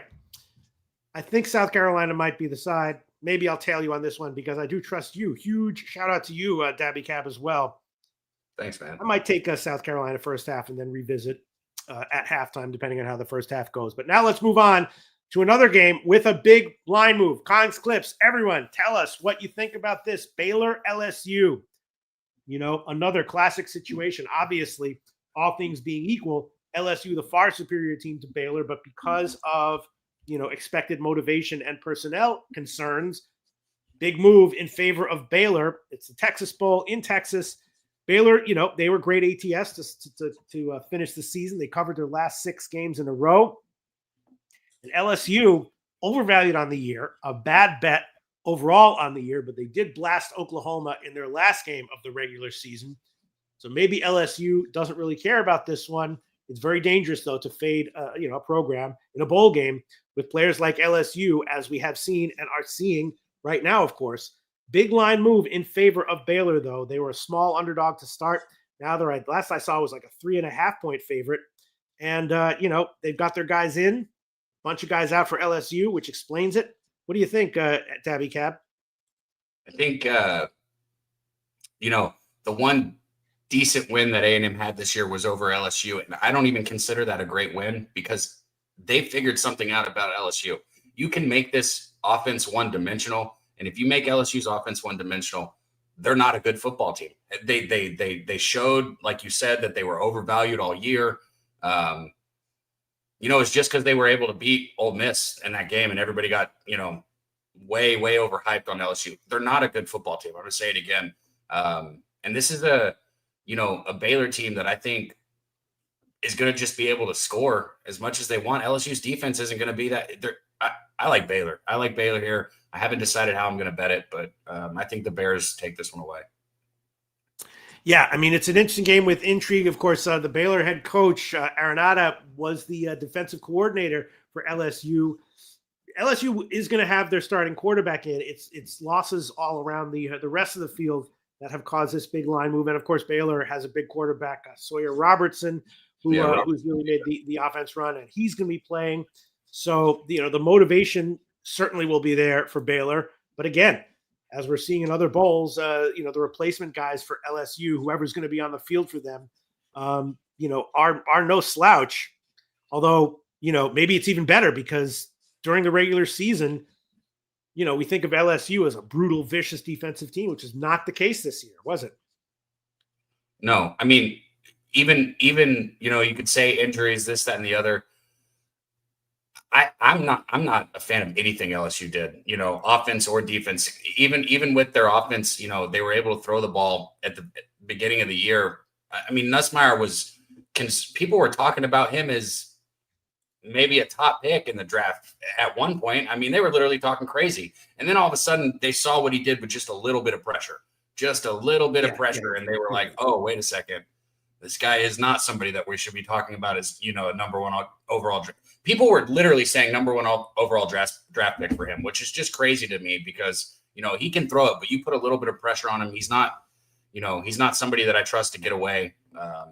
And I think Baylor wins this one running away. That's all. You're right about his problems with pressure. And, two of the people who are out for LSU are two starting offensive linemen. But again, whoever is on the field, is going to be an LSU caliber player, if not an LSU starting caliber player as of this year. But I'm not sure if automatically fading LSU was the right thing to do, although it was a huge move in their favor. Let me see. T. Moss says I'm taking Baylor -7. Con Flip says this game goes over. Line has total was high and was moved up. Opened around 60.5, I think, and now it's up to like 62.5 or so. Okay. Robert Franklin likes Baylor 3.5.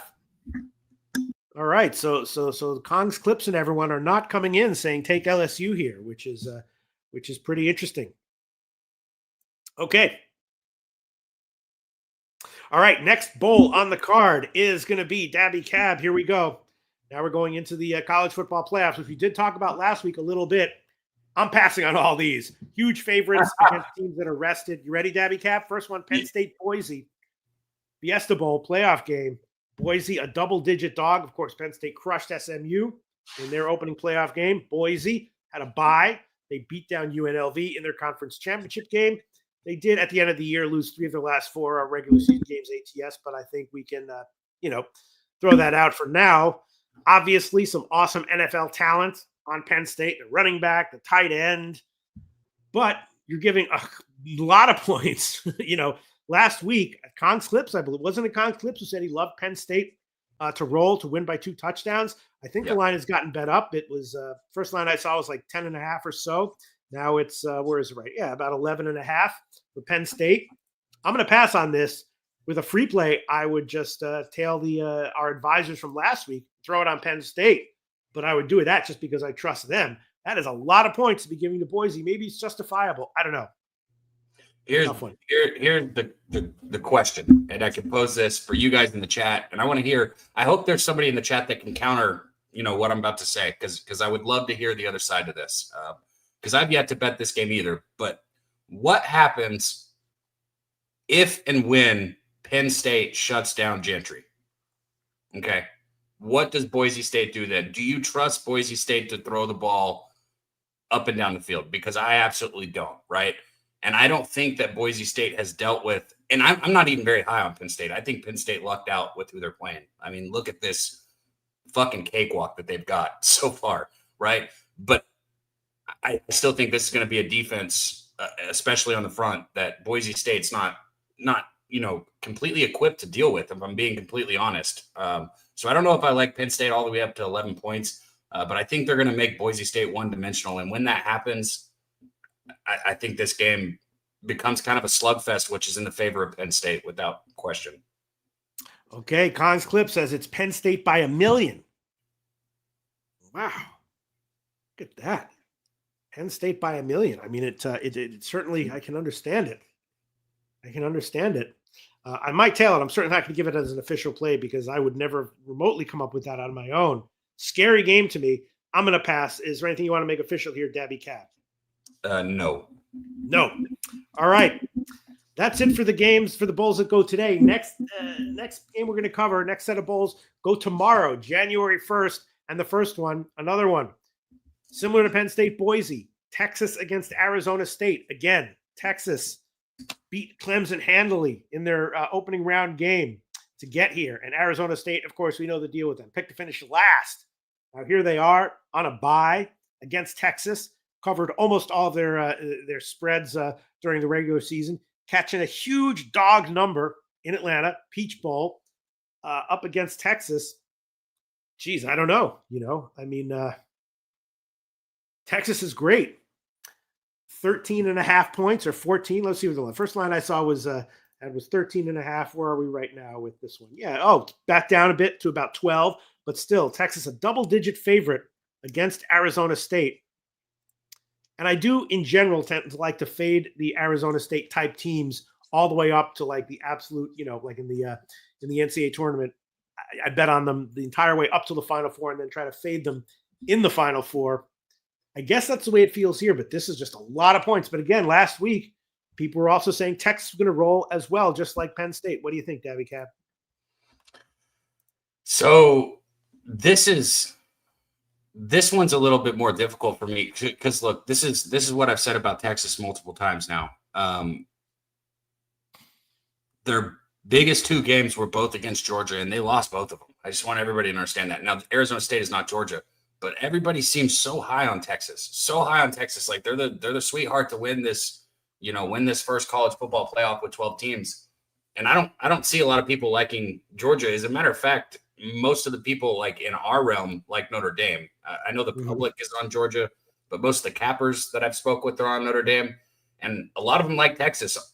I'm not that high on this Texas team. I think Arizona State does everything they can to stay in this football game, and if they do that, we go over this total here. So I like the over in this football game.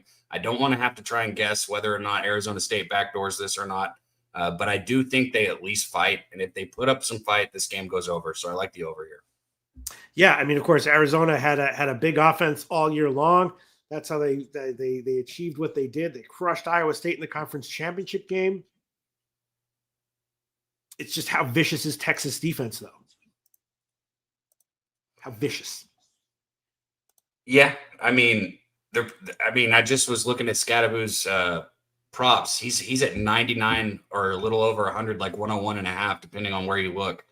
That's a huge. Because I was thinking about it, and I was hoping it would be like 78 or something like that, and it's not even close to that. But I mean, I still think that he's going to run until he can't. They're going to try and try again with him. I can tell you that. Yeah, this is an interesting, a curiously low total. I thought I'm not, I mean, obviously when Arizona stepped up against better defenses, their offense stalled out a little bit, but I was a little bit surprised to see. I'm not going to bet this one. Let me see what. That's a cool bet right there. That you always see cool stuff in the chat. Our guy Stacking Cream said Scadaboo, Texas, or TD Texas win. Probably get good numbers for that. I like it. There you go. Why not have something on opposite sides? It don't matter. Okay. I'm going to pass on this one as well.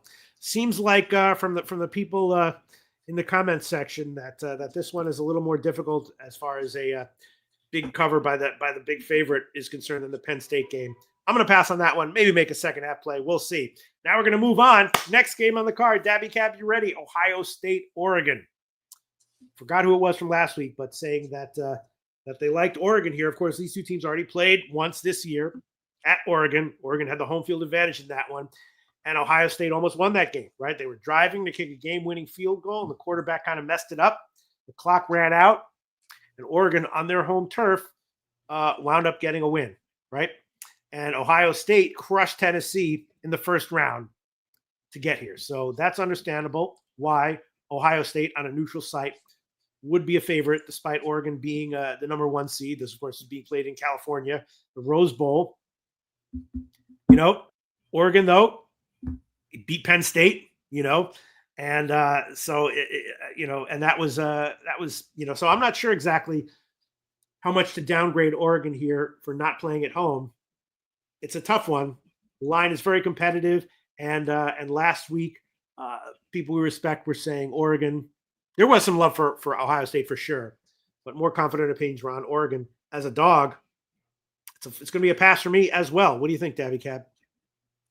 I'm pulling up something real quick. Okay, yeah, at 1.5, I like that. What's the best line? -118. So I definitely am going to take Dylan Gabriel over 1.5 passing touchdowns at -118. So you can lock that in as official. I'm going to go ahead and I'm throwing 118 on it right now. I don't usually like to bet live, so 1 second. I want to make sure I press the right buttons. And okay, so I like that there. And I'm also on Oregon here. And I get it. I get what you're saying. Like they're not at home here, this, that, and the other. I think Ohio State played as good of a football game as they could have possibly played against Oregon the first time, and Oregon still won that football game. I just trust Oregon better all around as a team, especially Dylan Gabriel. Right off the top, what I said with the passing touchdowns. I think Dylan Gabriel is the better quarterback in this situation. I trust him to conduct this offense in any situation, especially in a close game at the end. So just go ahead and give me Oregon on the money line full game. And you know what? I'm probably going to have first half plus a point or plus a half, whatever I can get there also with them. I mean, this is the Ducks are the fastest offense in college football, and it shows on the field. You know, I think the bounce back spot for the Buckeyes against Tennessee was written all over the wall after Michigan. That spot, I'm pissed I didn't see it because I took Tennessee. It was bad, and you know, hindsight's 2020. But of course, Ohio State was going to bounce back right there. I still don't think Ohio State's all that, and this is not the situation for it. Oregon wins this football game. Okay, and movie ticket recaps giving us some specific final scores. He has this one dead even. Ohio State 20.5, Oregon 20.5. So according to him, small value with Oregon. And look at this movie ticket recaps: Texas 19, Arizona State 26. Man, if that is anywhere close to the final score next week, I'm going to come back and give enormous props to movie ticket recaps, calling for a relatively low scoring, straight up win by Arizona State. Justin McAfee liking Ohio State. Movie ticket recaps saying this game should be dead even. Okay. The Dylan Gabriel prop that I just gave out, I don't know if you do props, but you can get -120, -118. And in some places it's up a lot higher than that. But I'm thinking a lot of these are the legal books that we can promote. Like I think FanDuel we can promote.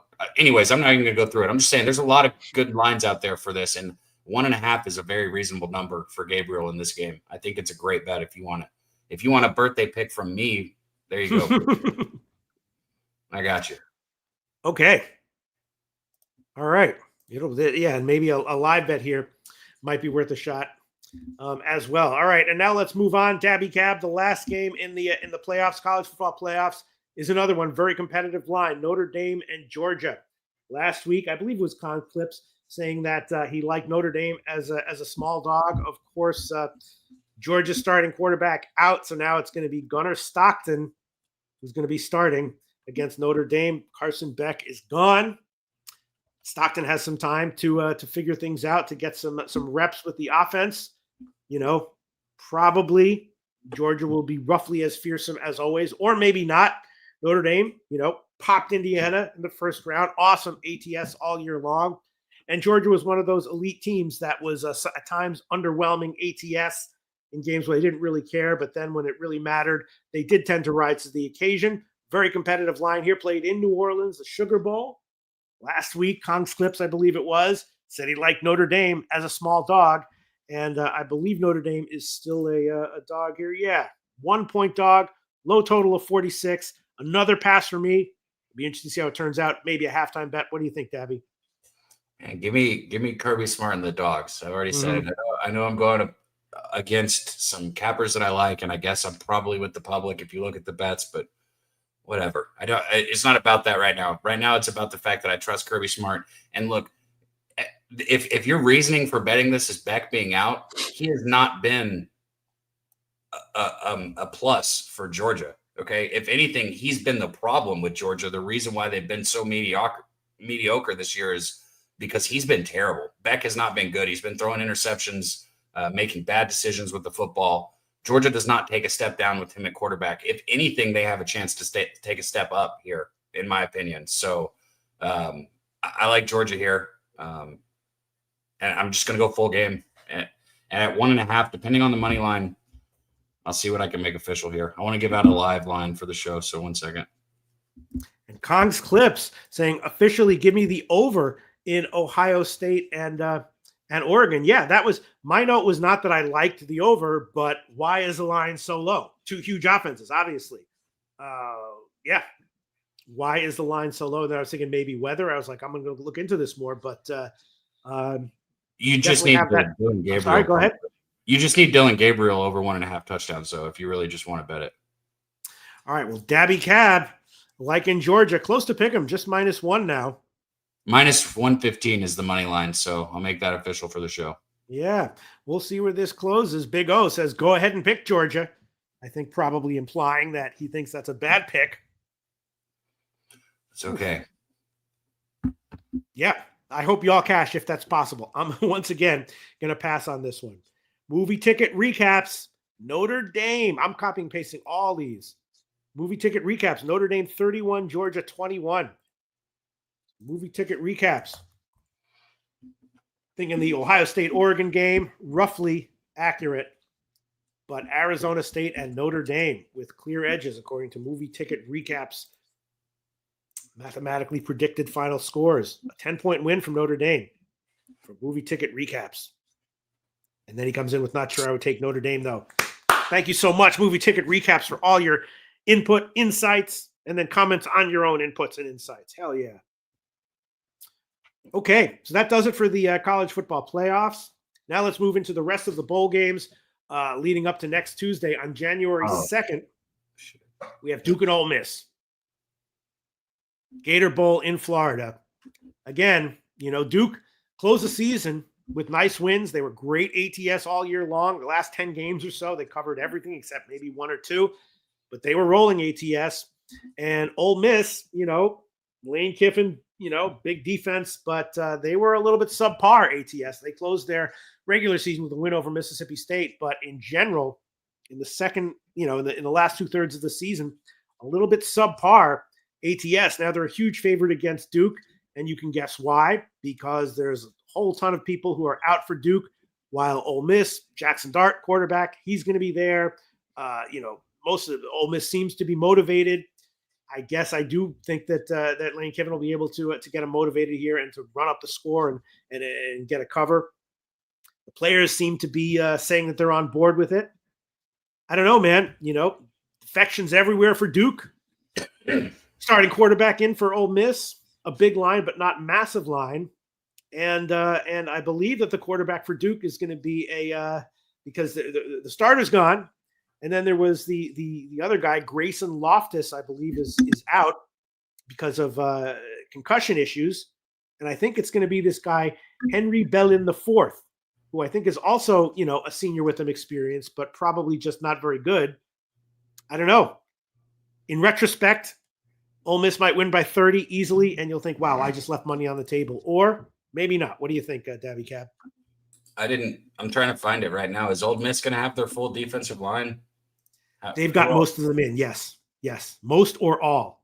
Yes. And of course, they have a vicious defense, which will, impact. Game for Duke. Yeah. It's going to be a real tough game for Duke. I don't know how much I trust Ole Miss, especially with how they finished the season. But, you got, like you said, you got Dart in the game. So at least you got him running the offense. And he's got to want to get the bad taste out of his mouth of how he finished with the interceptions at the end of the season to finish the last game. I mean,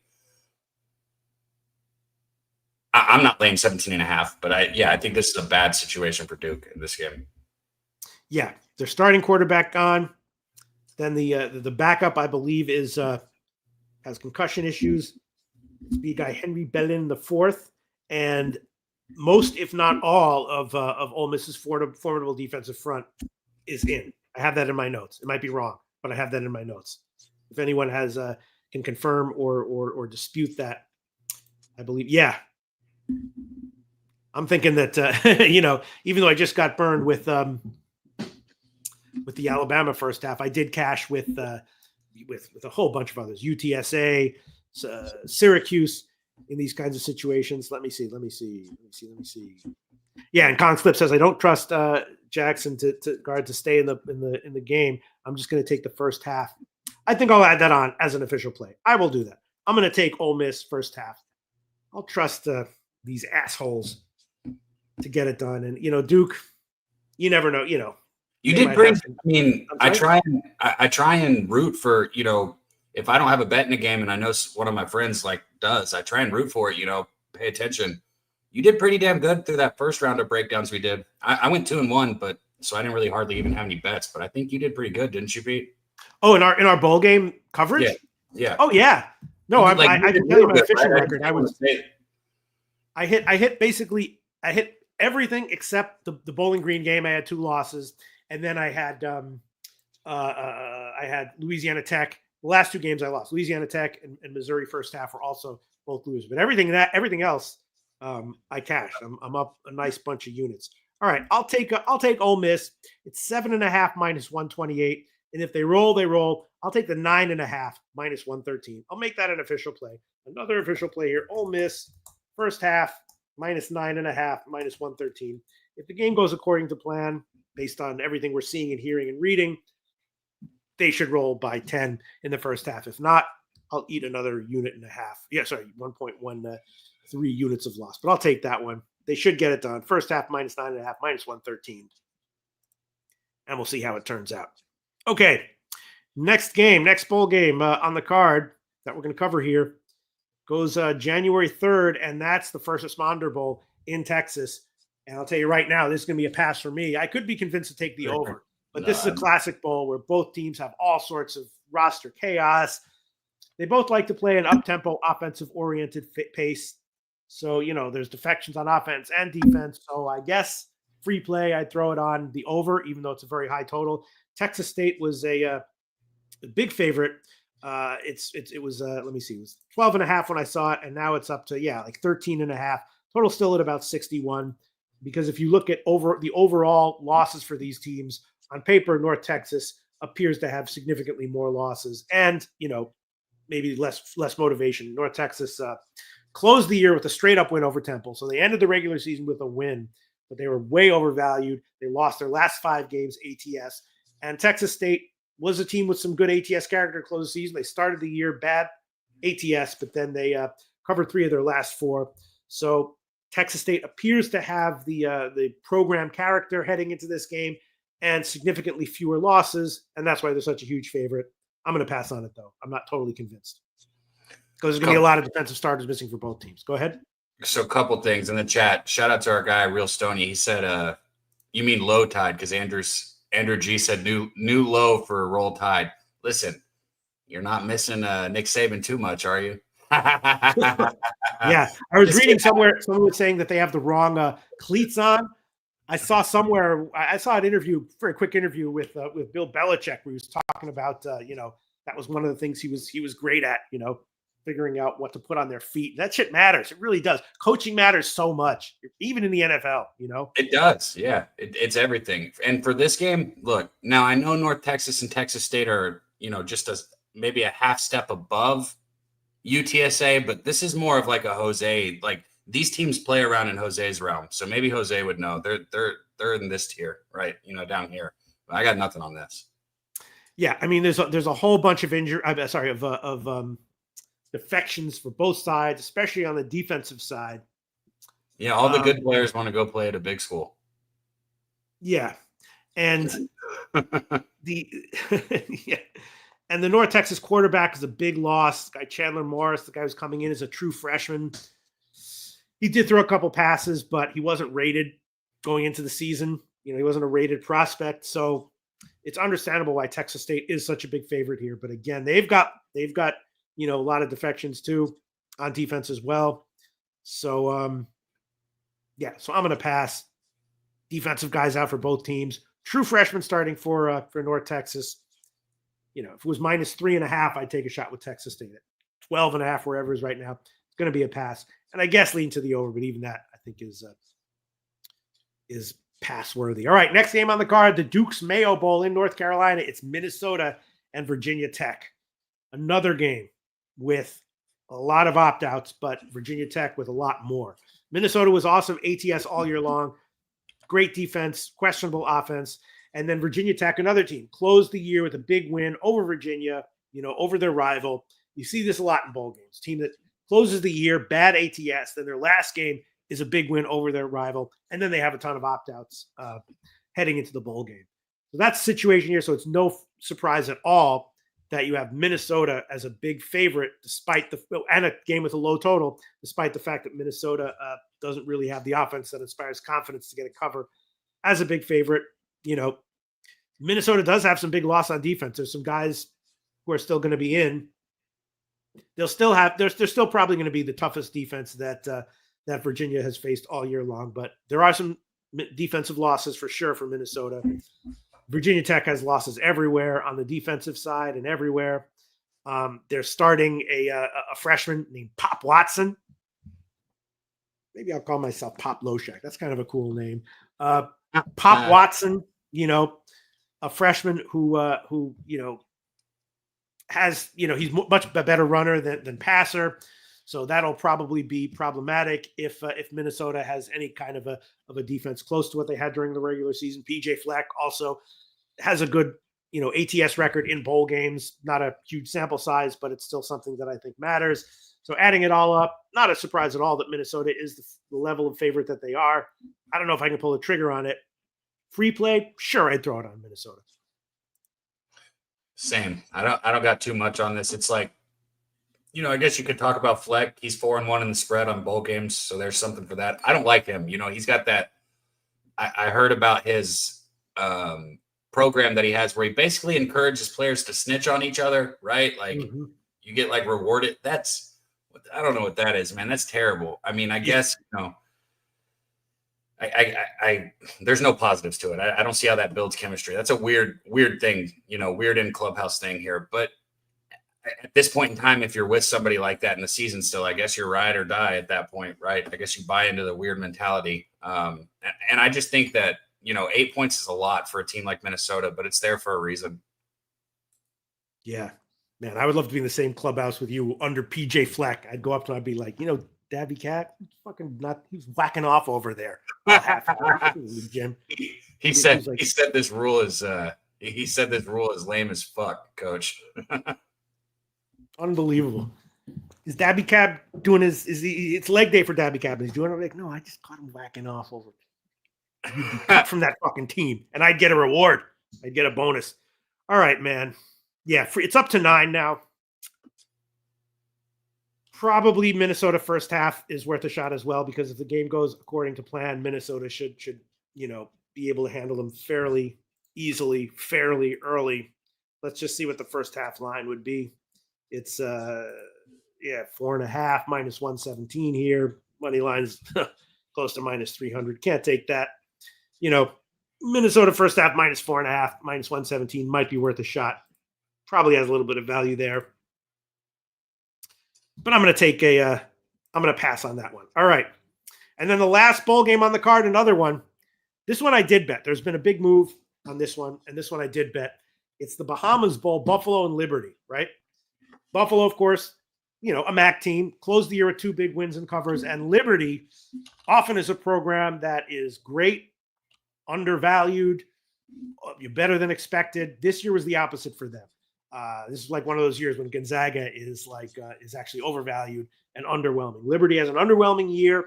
They were bad ATS overall. They finished the regular season with a straight up loss, and then they had a whole bunch of guys opting out for this bowl game. Buffalo has almost no opt-outs. Liberty's defense is going to be there, though. Imagine this, though. You opt out. Imagine this, though. You opt out, and then you find out, oh, we're in the Bahamas Bowl. Hey, coach, I'm sorry. I think I'm going to play. I changed my mind. Can I come along? Yeah, I don't know what these guys are thinking. I mean, who knows? Who knows? But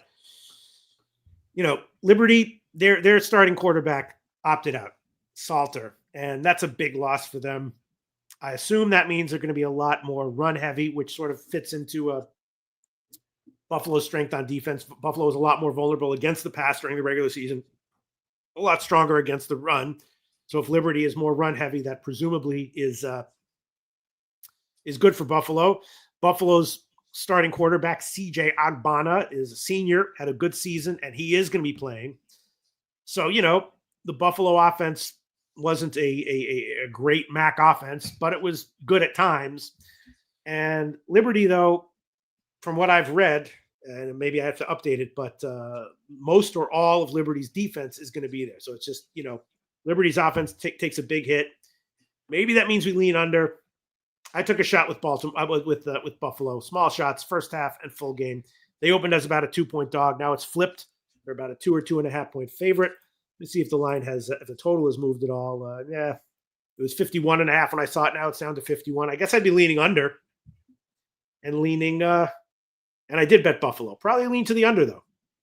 I mean, dog to favorite flip with 19 players out for Liberty. That's the story of bowl games. You've got to understand. Yeah. I've been trying to say the whole motivation, this, that, the other, right? Liberty's got 19 players out. Buffalo's only going to be missing 3. The line went from a dog to a favorite. Buffalo is the play. They are likely going to be 4 or 4.5 by the time this game kicks off, just because it's going to get further away and they're not going to want you to bet Buffalo anymore. So I like Buffalo also. Haven't got there yet, but I feel like I should if I'm going to sooner than later. All right. Here's another copy and paste from Movie Ticket Recaps. Minnesota, he has Virginia Tech as a half-point better than Minnesota. Wow. I assume that factors in all the opt-outs for Virginia Tech, but Movie Ticket Recaps saying that his math indicates that the line should be closer to pick'em. And here he goes. Liberty predicting a 4-point win.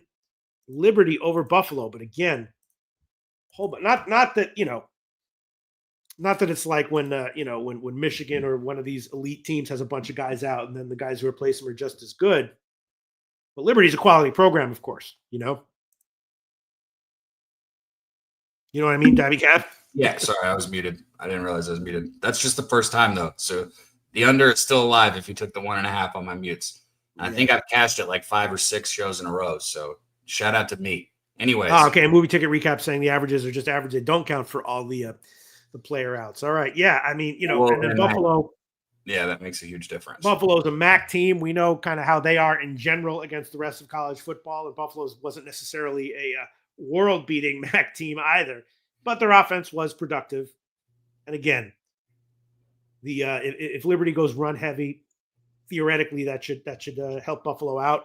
That the loss of Liberty's quarterback was a big passer is a big loss for them offensively. So, you know what, Dabby Cab? I'll make it. Wow, it's now up to 2.5 juiced. That one might close at 3.5, just like the Baylor game. Look at that. I'll take. What do I want to take here? I'll give Buffalo. Should I give them first half or full game, Dabby? Both. I got burned giving it because Missouri lost the first half. I didn't want to give them both, so I just gave first half. You have you seen that movie Radio, where with the radio, the football movie? No, not seen. Oh, it. Never mind. Both. Right, okay, all right. I haven't seen a lot of shit that again. I'm gonna take Buffalo first half money line -123. Let's add that one on there. Buffalo. Right. First half money line -123. You can probably shop around and get a better line. I'm a believer. I mean, Liberty had a lot of guys bail.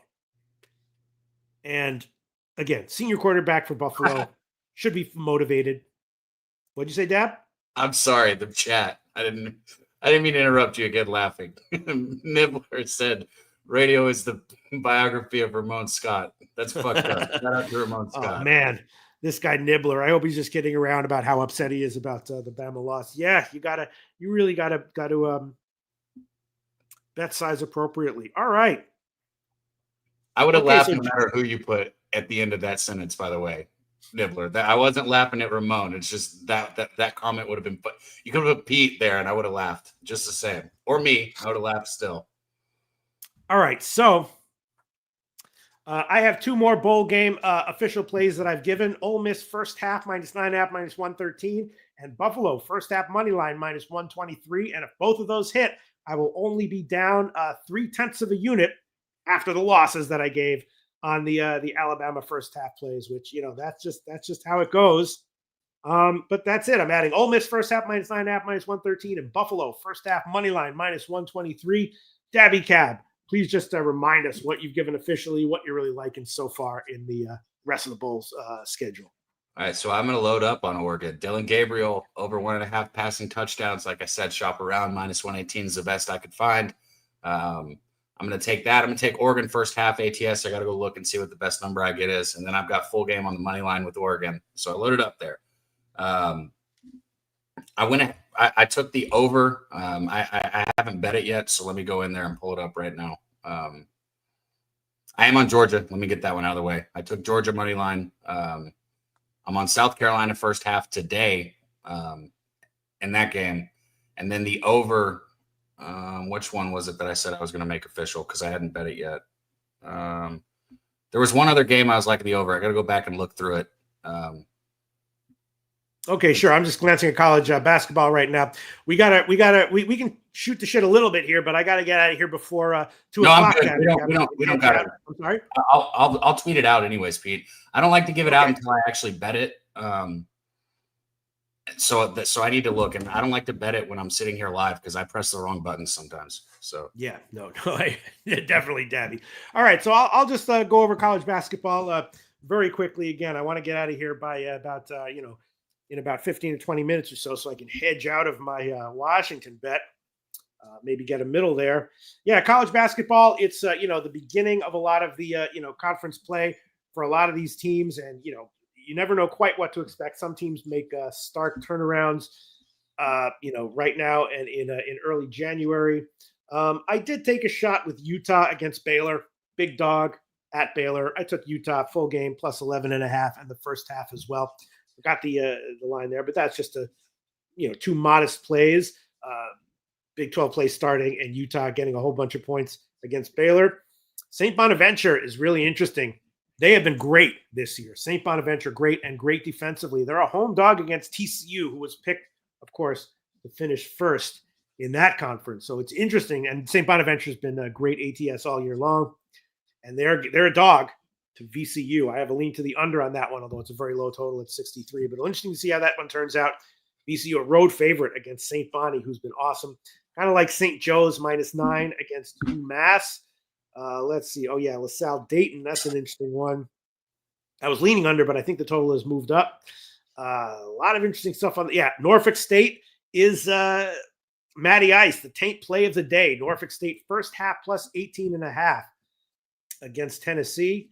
Let me see. What else did I didn't too many pregame bets. Colorado State and San Jose State is a very interesting one because San Jose State has covered almost everything, maybe literally everything. I think San Jose State does have an ATS loss on the year, but I don't think they have two.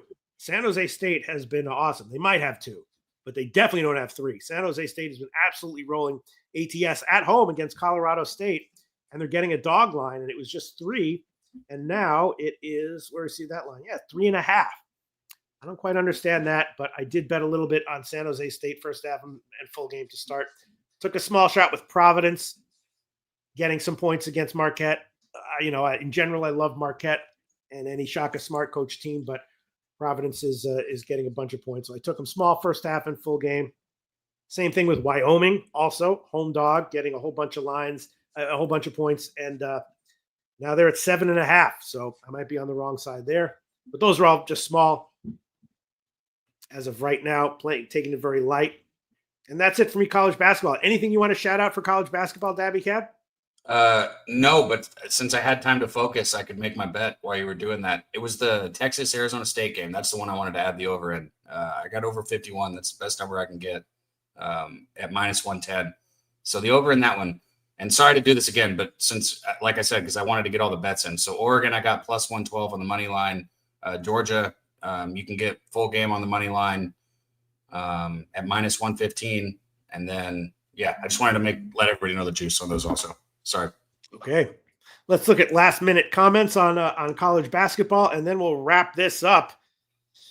My Nibbler says, real gangsters, Rhode Island for life. Rhode Island is the truth. Morgan Spooner, they've only played one true road game, and they lost it. Duquesne rolls at home. Yeah, Duquesne started the year terribly, but then they have turned it around recently, and that was something that that did catch my eye. I'll probably just wait for a live bet or a halftime bet. But, yeah, you do see there's a lot of teams that, have great ATS records or shitty ATS records in November and December, and then make a stark reversal of form once conference play starts, and that might be what's going on with Duquesne. Great comment there from Morgan Spooner. And okay, very nice show. My Nibbler says, wait, why is Peter hedging out of the Washington bet? Because, well, I beat the move by a lot, and we got some no joke comments about that game from Kong's Clips. Here you go. My Nibbler, this is one of the reasons I'm hedging out. Kong's Clips, all in caps.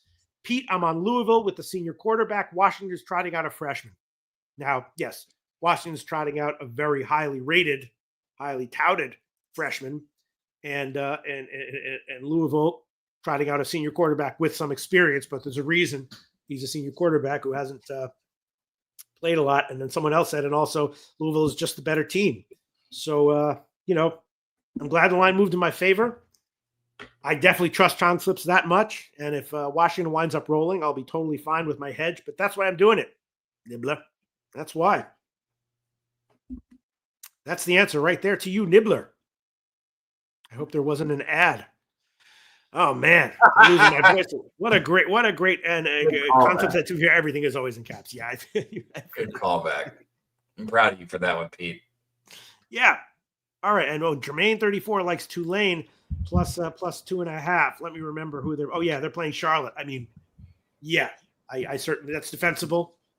That's a game where I didn't look into it super deeply, so I have no inside deep dive reason to like either team there. But if you like Tulane, it's certainly defensible. Both teams are a very competitive line, and we'll see how that game turns out. That has second half bet written all over it. All right, I'm losing my voice a little bit.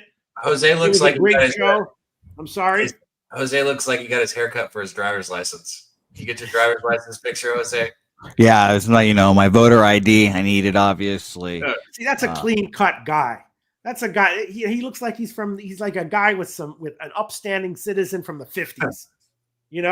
We should all look like that. Not like me. I'd sell papers on the corner, 25 cents. Up hippie / wannabe pimp. I don't know what, but Jose Bouquett, you look great. What should we say to wrap up the last show for me anyway of the season? Do you have anything going on after this? Is this the last show of all? I think so. I'm not sure what the Locker Room Talk podcast guys are doing, but I believe this is the last show for Pub Sports Radio for 2024. So we appreciate you guys. I'll start this and we can go around. We appreciate everyone watching all those channels, content throughout the years, whether it's me, Cab, Pete, Jimmy, Big Show, Billy, whoever it is on screen. We appreciate you guys supporting Pub Sports Radio. As always, thank you to the guys like Nasty Nate, Sir Mackie Loves Pie, all the members that help us out here. We appreciate you. Kong's Clips, Justin McKelvey, Stacking Cream, Morgan Spooner, all you guys, Jermaine. Thank you to everyone that's a member. Thank you to people that voted with us on the Cappers Contest show. We appreciate you guys. Pete, anything you want to say before the new year? Cab, anything for you guys? Yeah, sure. Just, one, fuck college football line moves. 2, seriously, bet size appropriately, whether you're expecting to win or lose, but especially if you're expecting to win, bet size appropriately. 3, this should be an enjoyable hobby. If it's not, take a step back. 4, sorry about the ads. Really sorry about the fucking ads. There's nothing we can do. 5, ask your doc about Rebelsis. I don't know. What else should I say, Daddy Cab? You just wait 4 seconds and then you hit next and you say, you know what? If an ad plays, that means Pub Sports Radio got like 2.5 cents. So exactly. And you can skip out of it after 5 seconds. You know what I mean? Yeah, exactly. So deal with that. 2, tomorrow is just going to be another day the same as today. Maybe we will or won't be here. I don't know. You guys won't. But if we won't, we'll be back right after that. I'm still going to be smoking weed and gambling right here with you guys. So ain't shit changed but the year. We'll see you guys soon, man. I love you guys. Pete, Jose, chat. I'm out of here. Let's leave it on that, baby. See y'all later.